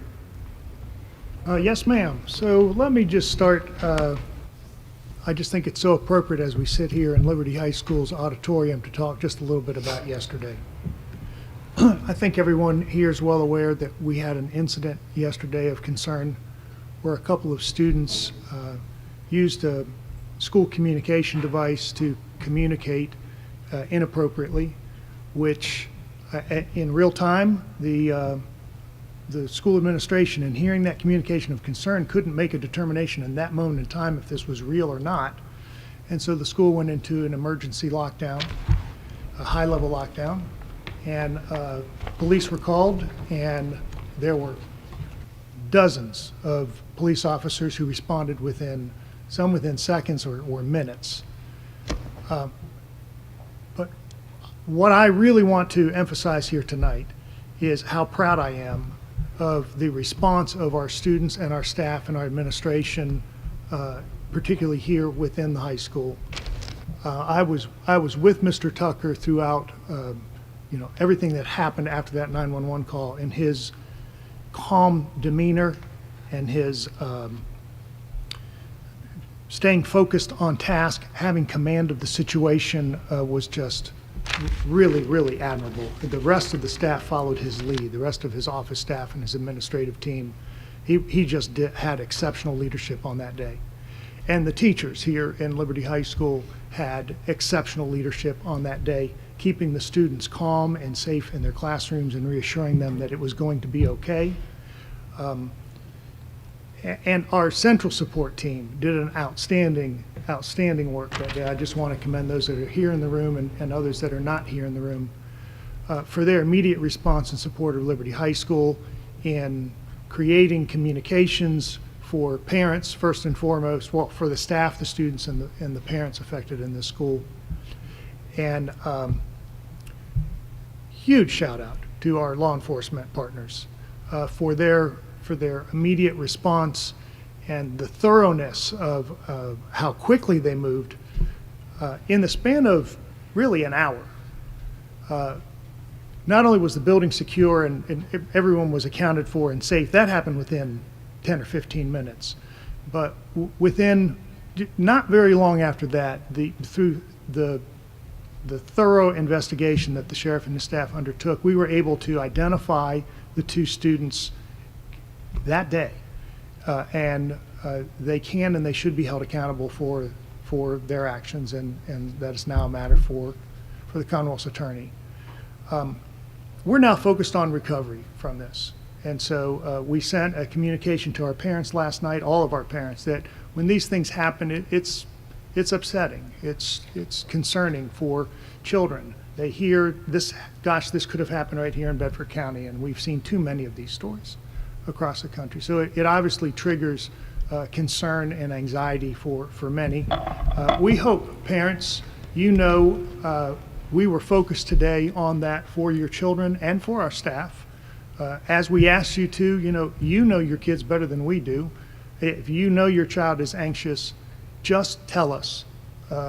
Call their teacher, text them, email them, be in touch with their counselor, any of our mental health supports or the administration, and we'll make sure that your child is safe and comfortable being in school. So I just thought it was appropriate that we take a minute to pause and thank the staff, the students, and the administration here at the school for their outstanding work yesterday. And today attendance was back, kids were in school. Today was a normal day of learning.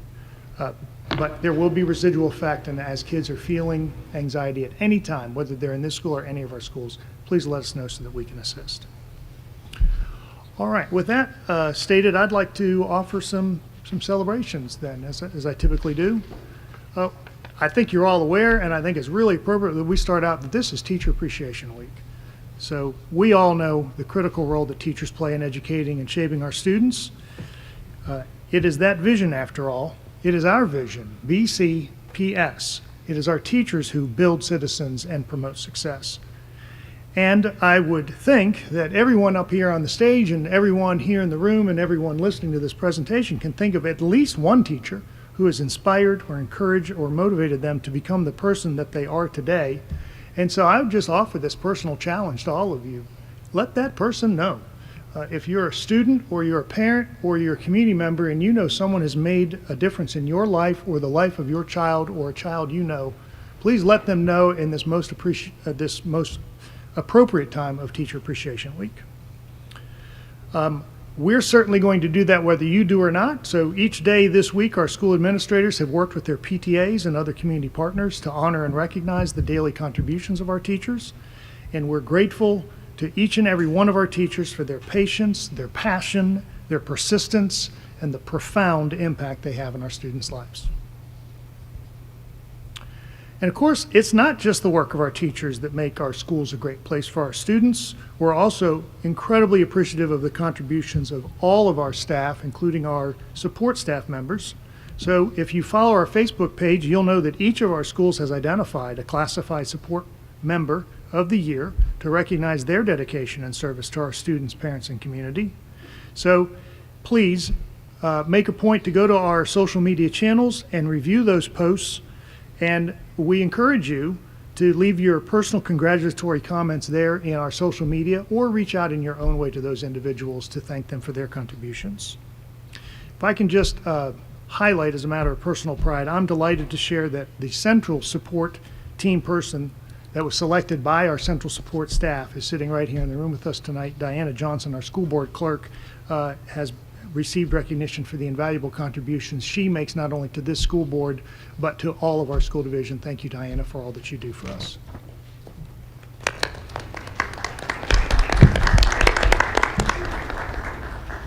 And speaking of support staff, at the end of last month, on April 26, we celebrated National Administrative Professionals Day to recognize not only Diana, but all of the outstanding administrative assistants and receptionists and other office support professionals in our school division. Each day for these administrative professionals can vary from moment to moment, and so we want to thank them for their flexibility and their organization and their patience as they assist with the public, with parents, with students, and with staff. On your next trip to a school, would you please make a point to stop and let those folks in the front office know how much you appreciate them for helping to keep our schools running smoothly every day. Staying in that lane of support staff, it was just last week on Friday, May the 5th, we celebrated our nutrition staff as part of National School Lunch Hero Day. Between preparing those delicious food items, adhering to nutrition standards, and navigating student food allergies, it's our nutrition staff certainly have a lot on their plate.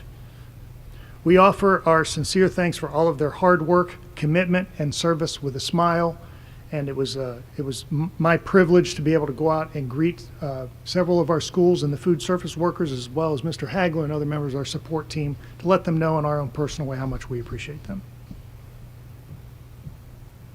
And then one more group of professionals who play an invaluable role in our schools is our nursing staff. So yesterday we showed our appreciation during National School Nurse Day. We thank our school nurses for their contributions every day to improving the safety and the health and welfare of our students. They always stand ready to help every child, bridging health care and education, which is so critical for students' academic success. And speaking of student academic success, last Thursday on May the 4th, in partnership with the Bedford County Office of Economic Development, we held a really terrific signing day ceremony at Susie B. Gibson to celebrate the accomplishments of students who are entering the workforce or joining the military upon their graduation. There were a total of 15 students that we were able to recognize in the presence of their parents and future employers. Also in attendance, Delegate Wendell Walker made some very kind remarks. There were several members of the school board, as well as several members of the Board of Supervisors and many other community leaders.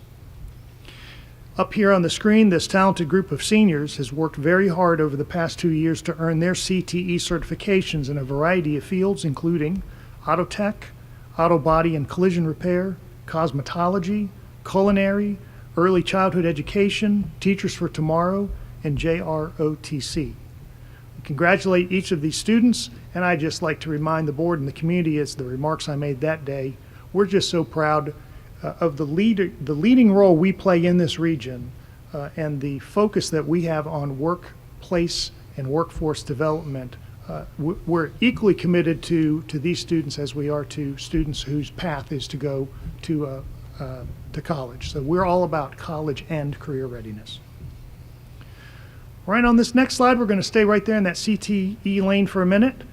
Since we were last together, the last board meeting, the Skills USA State Leadership Competition was held in Virginia Beach, and we had one of the largest group of students on anyone's memory from Bedford County Public Schools, and students receiving their instruction at Susie B. Gibson qualify for state competition. So each of these students you see pictured on this slide finished in either first, second, or third place in their respective state competitions. Again, these competitions included building maintenance, auto tech, carpentry, and cosmetology. Congratulations also to our outstanding CTE teachers for their outstanding instruction in helping to prepare these students not only for this competition, but for their future employment opportunities. And speaking of employment opportunities, it's our partnership with the Office of Economic Development and local business partners that allows us to continue to offer Bedford One Tours, which, as the acronym ONE, O-N-E, states, offer new experiences for students so that they can explore some different companies in and around Bedford County and consider if that might be a field they might be interested in. Pictured on this slide are students who participated in tours for hospitality and tourism that included a visit to the Mariners Landing Resort and Country Club, and a utilities industry tour which included stops at the Bedford Regional Water Authority, the Town of Bedford Electric Department, and a local solar farm. High school juniors and seniors, if you're interested in signing up for a future tour, just simply speak to your career coach or to your school counselor. All right, switching gears a bit, but staying in the lane of recognizing our students, we recognized several in our earlier in our meeting, students for their amazing contributions. But we wanted to make sure that we also included these talented artists that you see on this slide. Each year, the University of Lynchburg sponsors an invitational high school art show with entries from students from around the region. This year's reception, which was again held at the Dillard Fine Arts Center, included a total of 48 pieces of art. And we're proud to share that Jefferson Forest High School student Elise Brady won first place for her pastel drawing, and Lovey Hertzberg placed second for her graphite pencil drawing. Due to their strong finish, JF's art program was recognized for the third time in the show's 5-year existence as the top high school in the region for their art contributions. Congratulations to JF High School and to these individual students and their teachers. Congratulations to all the students pictured on this slide from Liberty High School and from Jefferson Forest High School for their achievements in the Virginia History Day State Contest that was recently held at the Virginia Museum of History and Culture in Richmond. We're pleased to share that these students will now advance to the National History Day Contest, which will take place this June at the University of Maryland. You can find a full description of their projects and learn more about these students on our social media channels. If you look hard, you're going to see some really big smiles on the faces of these students and staff members on this slide. Pictured here are students, staff, and parents who were in attendance at our annual Big Feet Meet, which was held on April 6 at Liberty High School. This event, which is sponsored by Special Olympics in partnership with our schools and community, features students with disabilities and their peers from all of our middle and high schools as they compete in a variety of track events. Special thanks to our community partners, including the Bedford County Sheriff's Office, the Town of Bedford Police Department, the Virginia State Police, and the Bedford County Fire Department for their personal attendance on this day and all of their support of our students and staff during this amazing event. As the board and the community are aware, each month we're recognizing, in partnership with the Bedford Area Education Foundation, 2 staff members through our Bedford's Best program, so that we can recognize some of those unsung heroes who go above and beyond in making a difference in people's lives every day. Congratulations to the Bedford's Best recipients for April, as pictured here on this slide: Bedford Primary School's Joni Overstreet and Forest Elementary School's Tiffany Bird.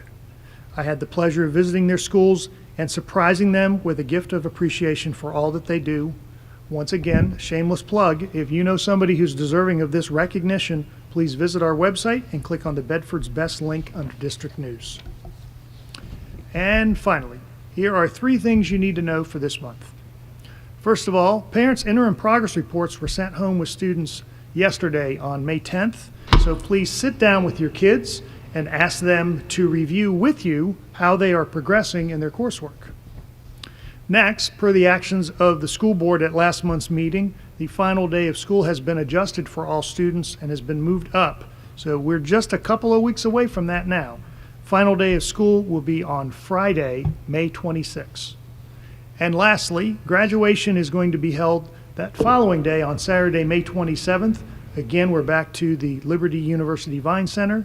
The times are 9:30 in the morning for Jefferson Forest, 1:30 in the afternoon for Liberty High School, and 5 o'clock in the evening for Stanton River High School. Streaming services will be provided on our YouTube channel, so if you're not able to attend in person, please make sure you tune into our YouTube channel so you can celebrate the amazing success of our students on this very special graduation day. And Mr. Vice Chair, that concludes my remarks. Sir? All right, committee reports, Ms. Hairston?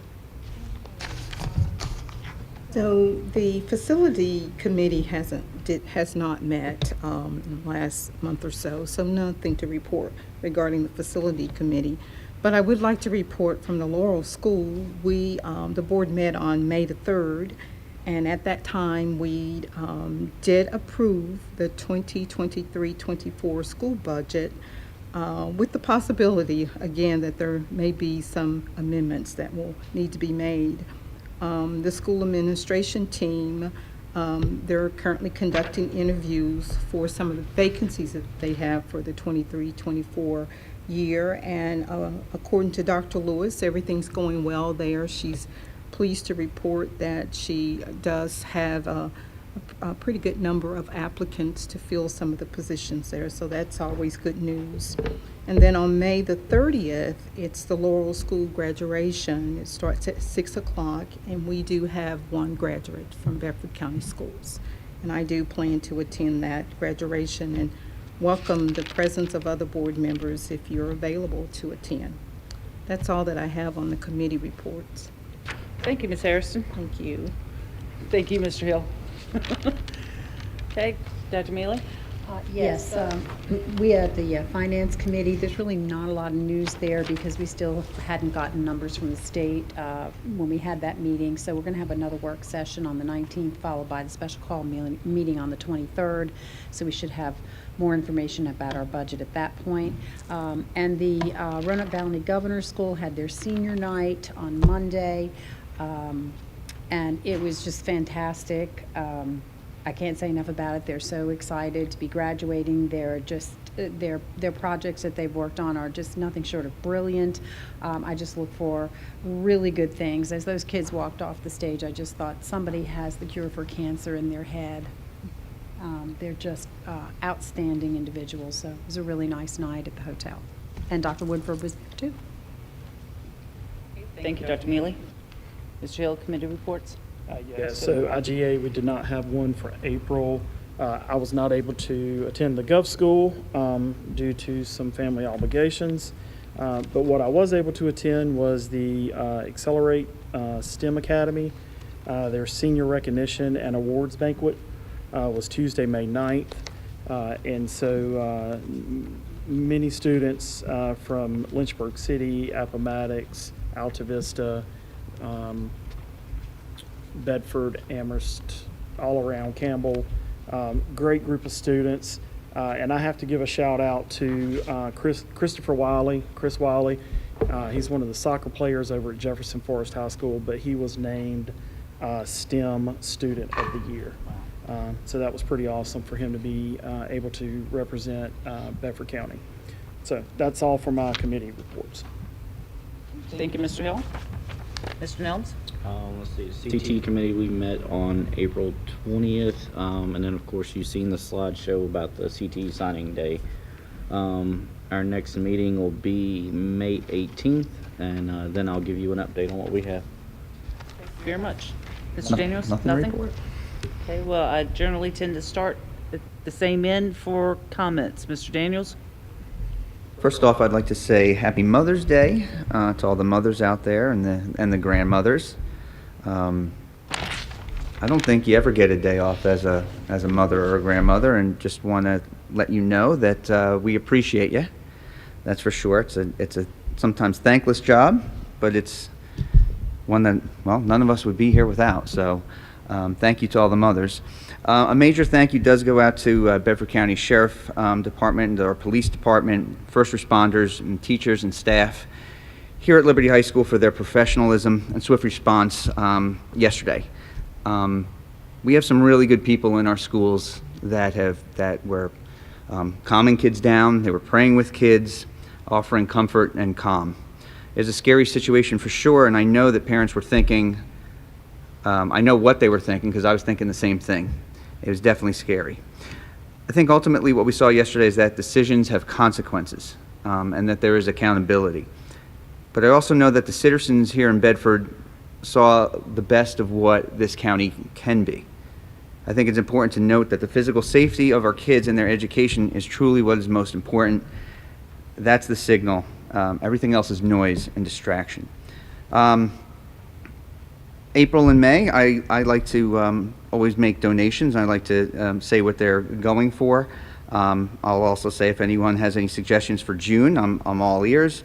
But April, we are going to recognize Susie G. Gibson and their ROTC program. And May, we're going to also recognize the culinary program there.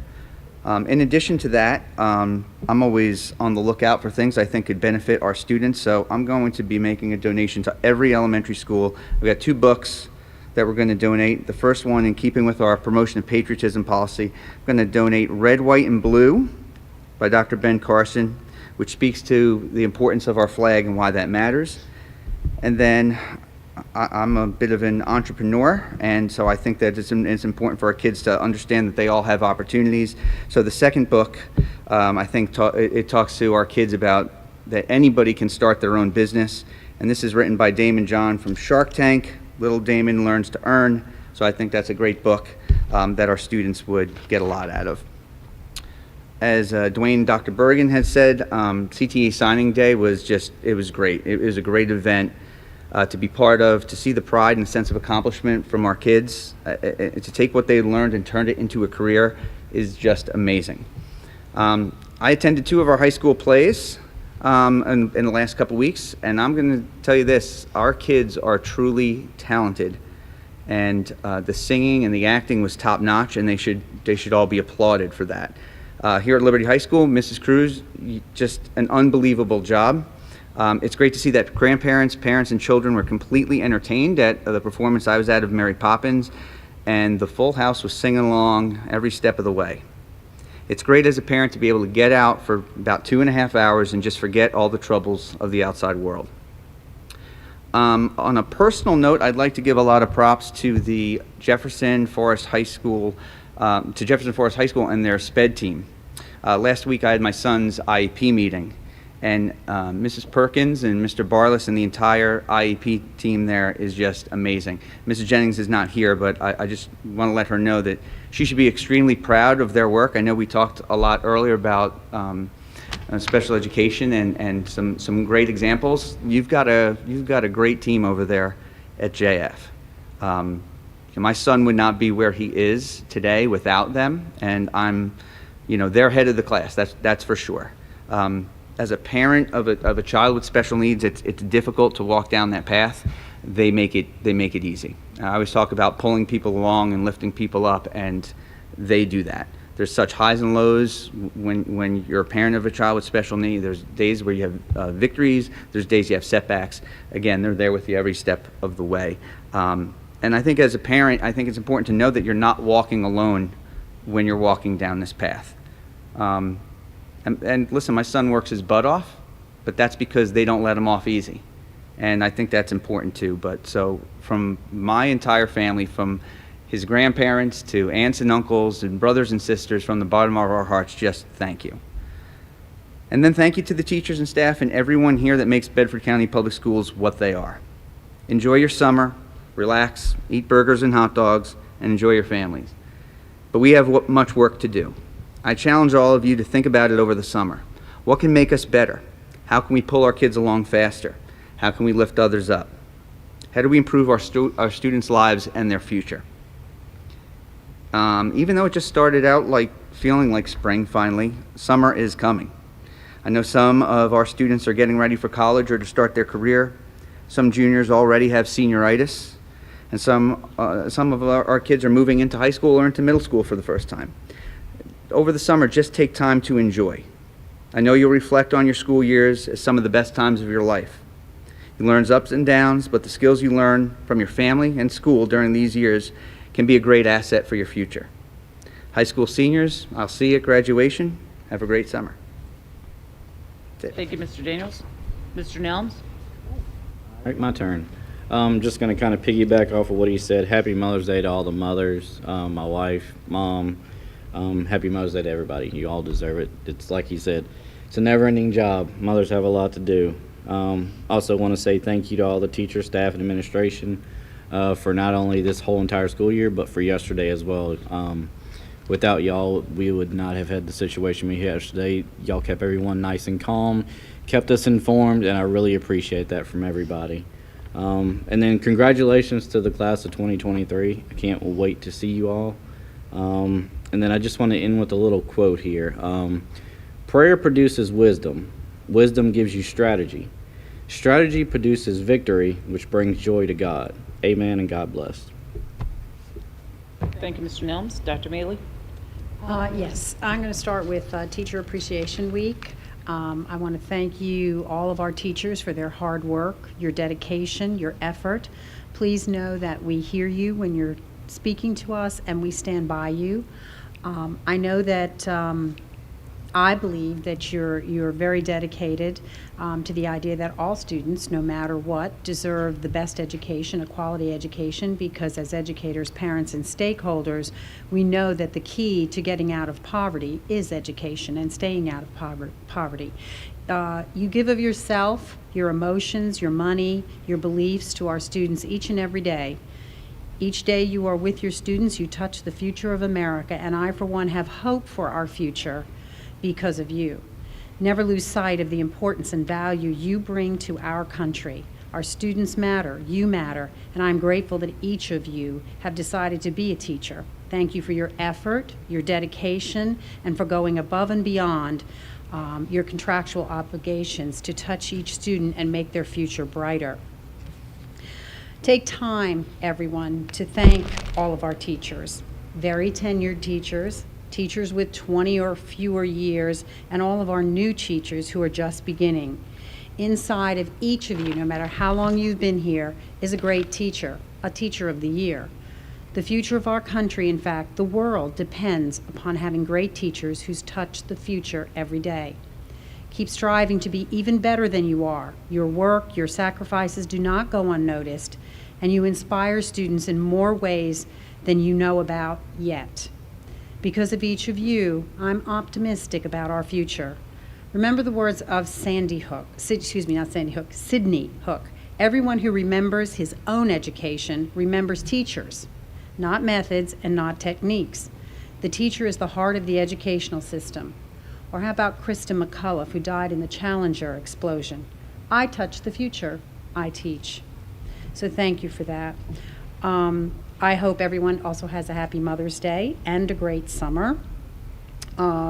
I also want to thank the first responders who showed up yesterday for all their work, for the administrators and staff who helped yesterday be a lot better than maybe it could have been. So thank you for all of your hard work there. I also want to thank the Sheriff's Department deputy for being here and someone always being here for us. Thank you so much for being willing to stand there through very long meetings. Dr. Bergen, are we now accepting donations to the library again for books? Because I thought we had stopped that. So I have several if we're allowed to donate. I thought there were some donations that people kind of got.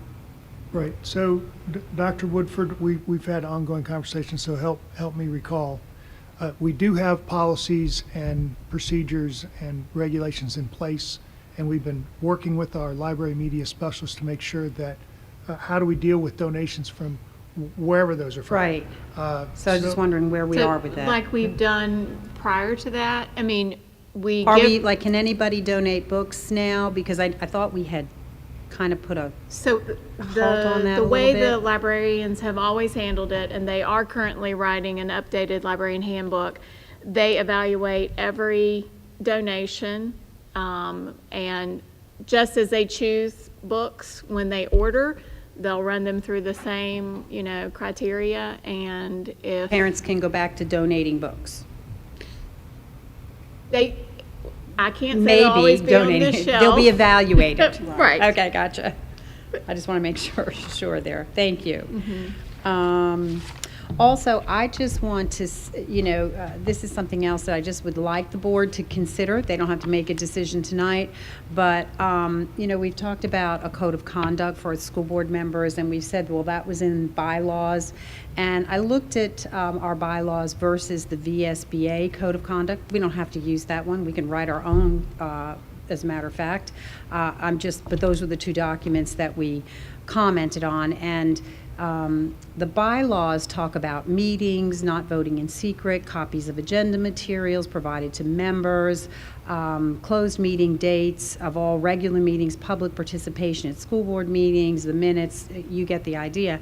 Where the code of conduct talks about integrity, coming to the board meetings, being informed, making decision based on available facts, expressions of opinion, open two-way conversation, refraining from personal and partisan gain, confidentiality of information, improved and enhanced teaching and learning experiences for all students, advocating for students to improve public education. So I just think there were only two things that kind of matched or could be associated with the bylaws. That was the scheduled board meetings and referring communication, board policies, things like that to the superintendent.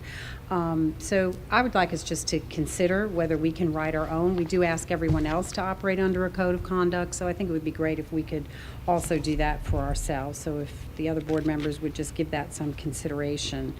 I I want everybody to have a great summer.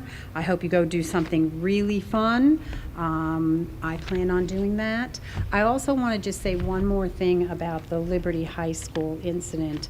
I got several emails and postings on Facebook that parents felt like they weren't informed fast enough. I've been involved with several of those kinds of issues as a principal. It is frightening to say the least, so I can't imagine a parent hearing that and having to, worry about their child and what's going on. But please know that when something like that happens, we have critical incident plans. Those kick in. Everyone in the school has a job, and our first priority is your child.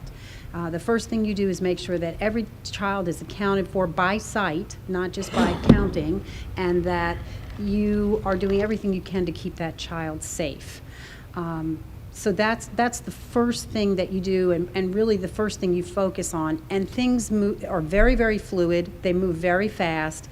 And when a first responder shows up, and they come in hordes, the situation gets turned over to them. So to get information to you quickly is really difficult. But the first priority should be the safety and security of the students. I know when I was taking flying lessons and my instructors, I had 3 different instructors, and the one thing among many things they drove into my head was, if you have an emergency, you fly the plane. Fly the plane. Don't worry about navigating, don't worry about communicating, fly the plane. And this is the same thing. We have to really make sure that the safety and security of the students is paramount. So we may or may not be able to get a message out as quickly as you would like to have one. I would caution you to be very careful about texts that are coming from your children or other people, because they don't have all the information either. When first responders come, investigations get conducted. I know parents have complained, we really didn't get a lot of information. That's right, because we really don't want to give you information that's incorrect. So I know this sounds ridiculous, but patience in receiving that information is going to be needed, because what we're all focused on are your kids and making sure every child is safe. So just try to keep in mind we're doing the best we can, but it's really hard. If you've ever been in that situation, it's just ridiculously hard. Thank you, Madam Chairman. Dr. Neely. Ms. Harrison? Thank you, Madam Chairman. I'd like to echo many of the same things that the other board members have shared with us tonight. But first off, I just want to give honor to our teachers and just say to them that I sincerely appreciate all of your efforts, all of your hard work, your dedication, your service to our students. And I certainly commend you for your hard work. And just happy Teacher Appreciation Week. I had the opportunity to join Big Island Elementary School staff for a luncheon, a Teacher Appreciation lunch. And it, of course, was a joint effort by the school administration as well as the Bedford County Sheriff's Office. Boy, did they lay out a spread for the teachers and staff there.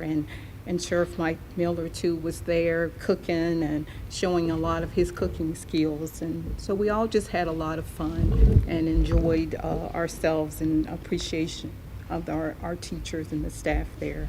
And so I hope all of the teachers have felt appreciated and honored. Also, I want to publicly give thanks to God for His divine protection over our students and our staff at Liberty High School and also Liberty Middle School. While the students were not in any imminent danger, the emotional ordeal of such an incident was very difficult for everyone in the community. I just want to thank the staff at Liberty High School, Liberty Middle School, the administration, our law enforcement agencies, the first responders for their swift action. I cannot say that I don't know what the parents were feeling, because honestly, I do. I've been in those shoes as an administrator, as a parent, to receive a call or to have to put a school in lockdown. It's devastating. But to the teachers and our staff and our community and our parents, you can be assured that our staff paid close attention and gave their all in all to make sure that your children were safe and that everyone was protected. And so I'm just so appreciative for everyone's efforts. I also attended the Mary Poppins performance here at Liberty High School, and it was just really awesome. We have some really talented individuals and students, that's for sure. I've debated about mentioning this, but it just won't go away internally right now. And so I have to say this. I know that each of us here on this board are very passionate individuals. There's no question of that we're very, very passionate in our beliefs and in our goals and the direction that we believe our division should go towards. But I think even in that level of being passionate, it's very important that we also demonstrate what we teach our students over and over again, a level of respect for each other, a level of kindness for each other, just a level of consideration for difference of opinions. I would ask that our fellow board members, and even including myself, I happen to be a PK kid, believe it or not. My dad was a pastor. And so he would often say, you need to, if you're going to be critical of someone, then you need to be aware and mindful that while you're pointing that finger at someone, you have several others pointing back at you. And so I want to say to the fellow board members, tonight I was very, very distraught and very, very bothered by the action and the comments that were shown to a fellow board member. We each have a right to express our opinions, to make requests. Whether we like it or not, that is our right. And to say to a fellow board member that out loud that you should be charged for something that is within her right to request. I'm going to leave and ask that the board do this, because I know that we all are very passionate, and I believe that each of us have a level of faith and belief. But I would ask that each of you, including myself, that over the weekend and over some time that you take out your Bible and that you read Proverbs 16, 1 through 32. That's all that I have to say. Thank you, Madam Chairman. Thank you, Ms. Harrison. Mr. Hill? Interesting. You know, comments made around IMB tonight confirmed for me that it is the right policy and it's written perfectly. Sometimes you have to say what you mean and mean what you say. I don't apologize for that. I never have, and I never will. Don't ask questions if you don't want answers.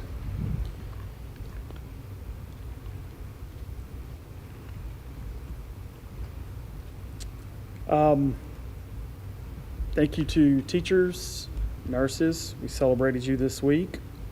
Our staff, team, thank you for what you do. I'll echo Happy Mother's Day.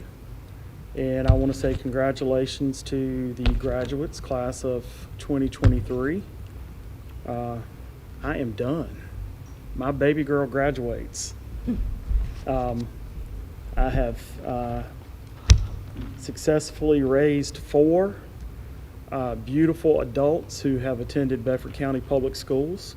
We relocated here back in 2009, and we started at Boonesboro Elementary and made it over to Forest Middle School, Jefferson Forest High School, and Central Virginia Community College through the early college program, all 4.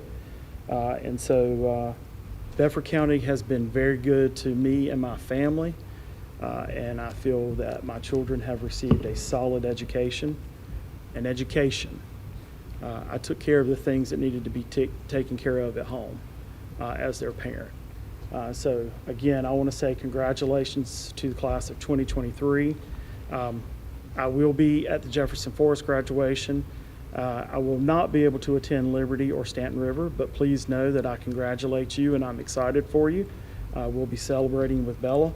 I do encourage this board, as many as possible, to be present at those graduation ceremonies. You definitely, if you haven't attended, you're missing out. But please make sure you put all efforts to get there. It's definitely a celebration for our students.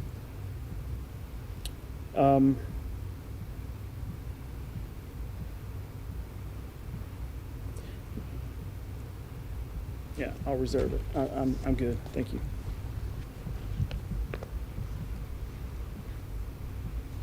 Well, last but not least, bad part is, unfortunately, a lot of this is going to be a repeat, and I'm sorry, but here we go.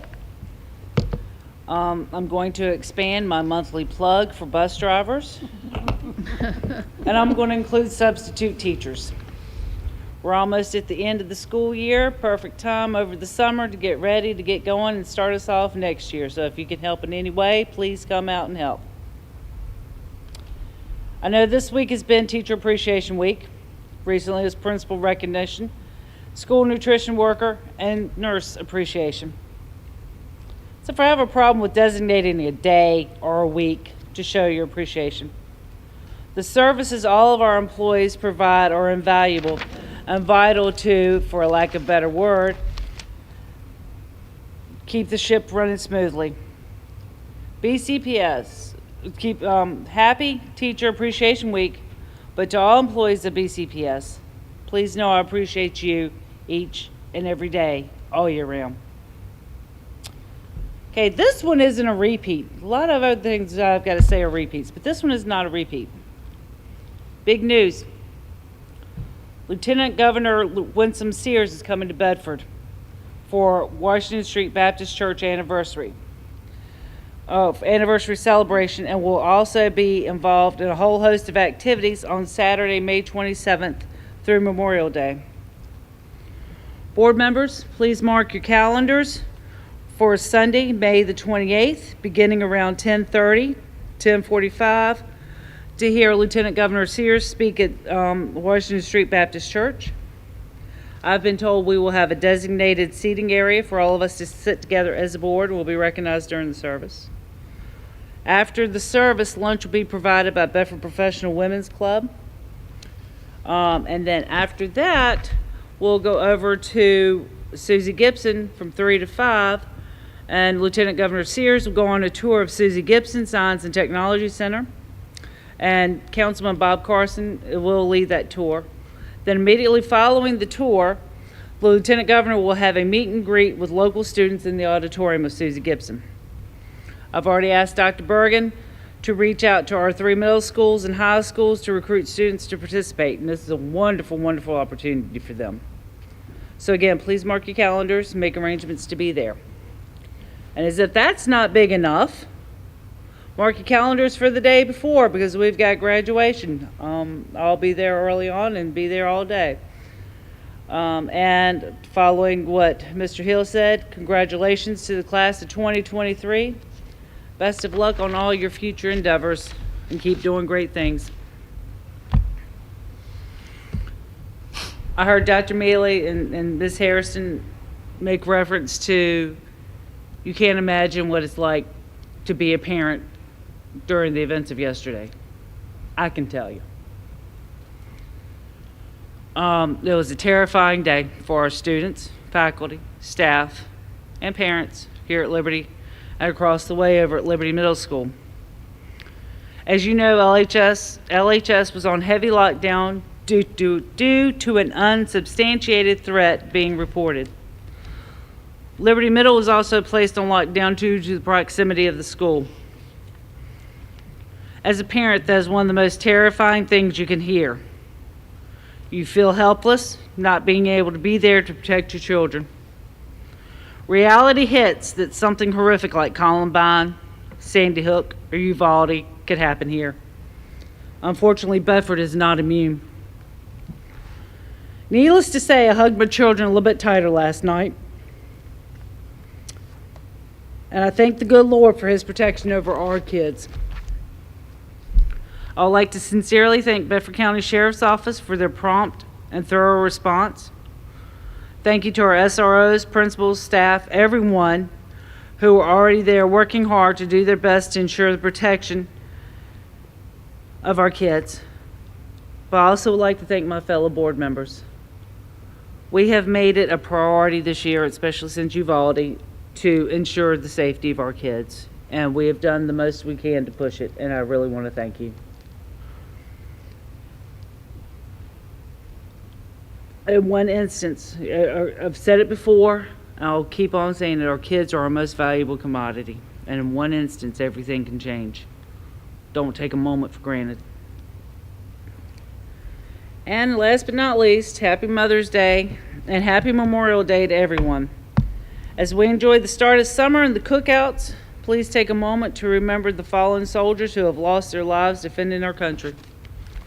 Freedom is never free. With that being said, do I have a motion to adjourn?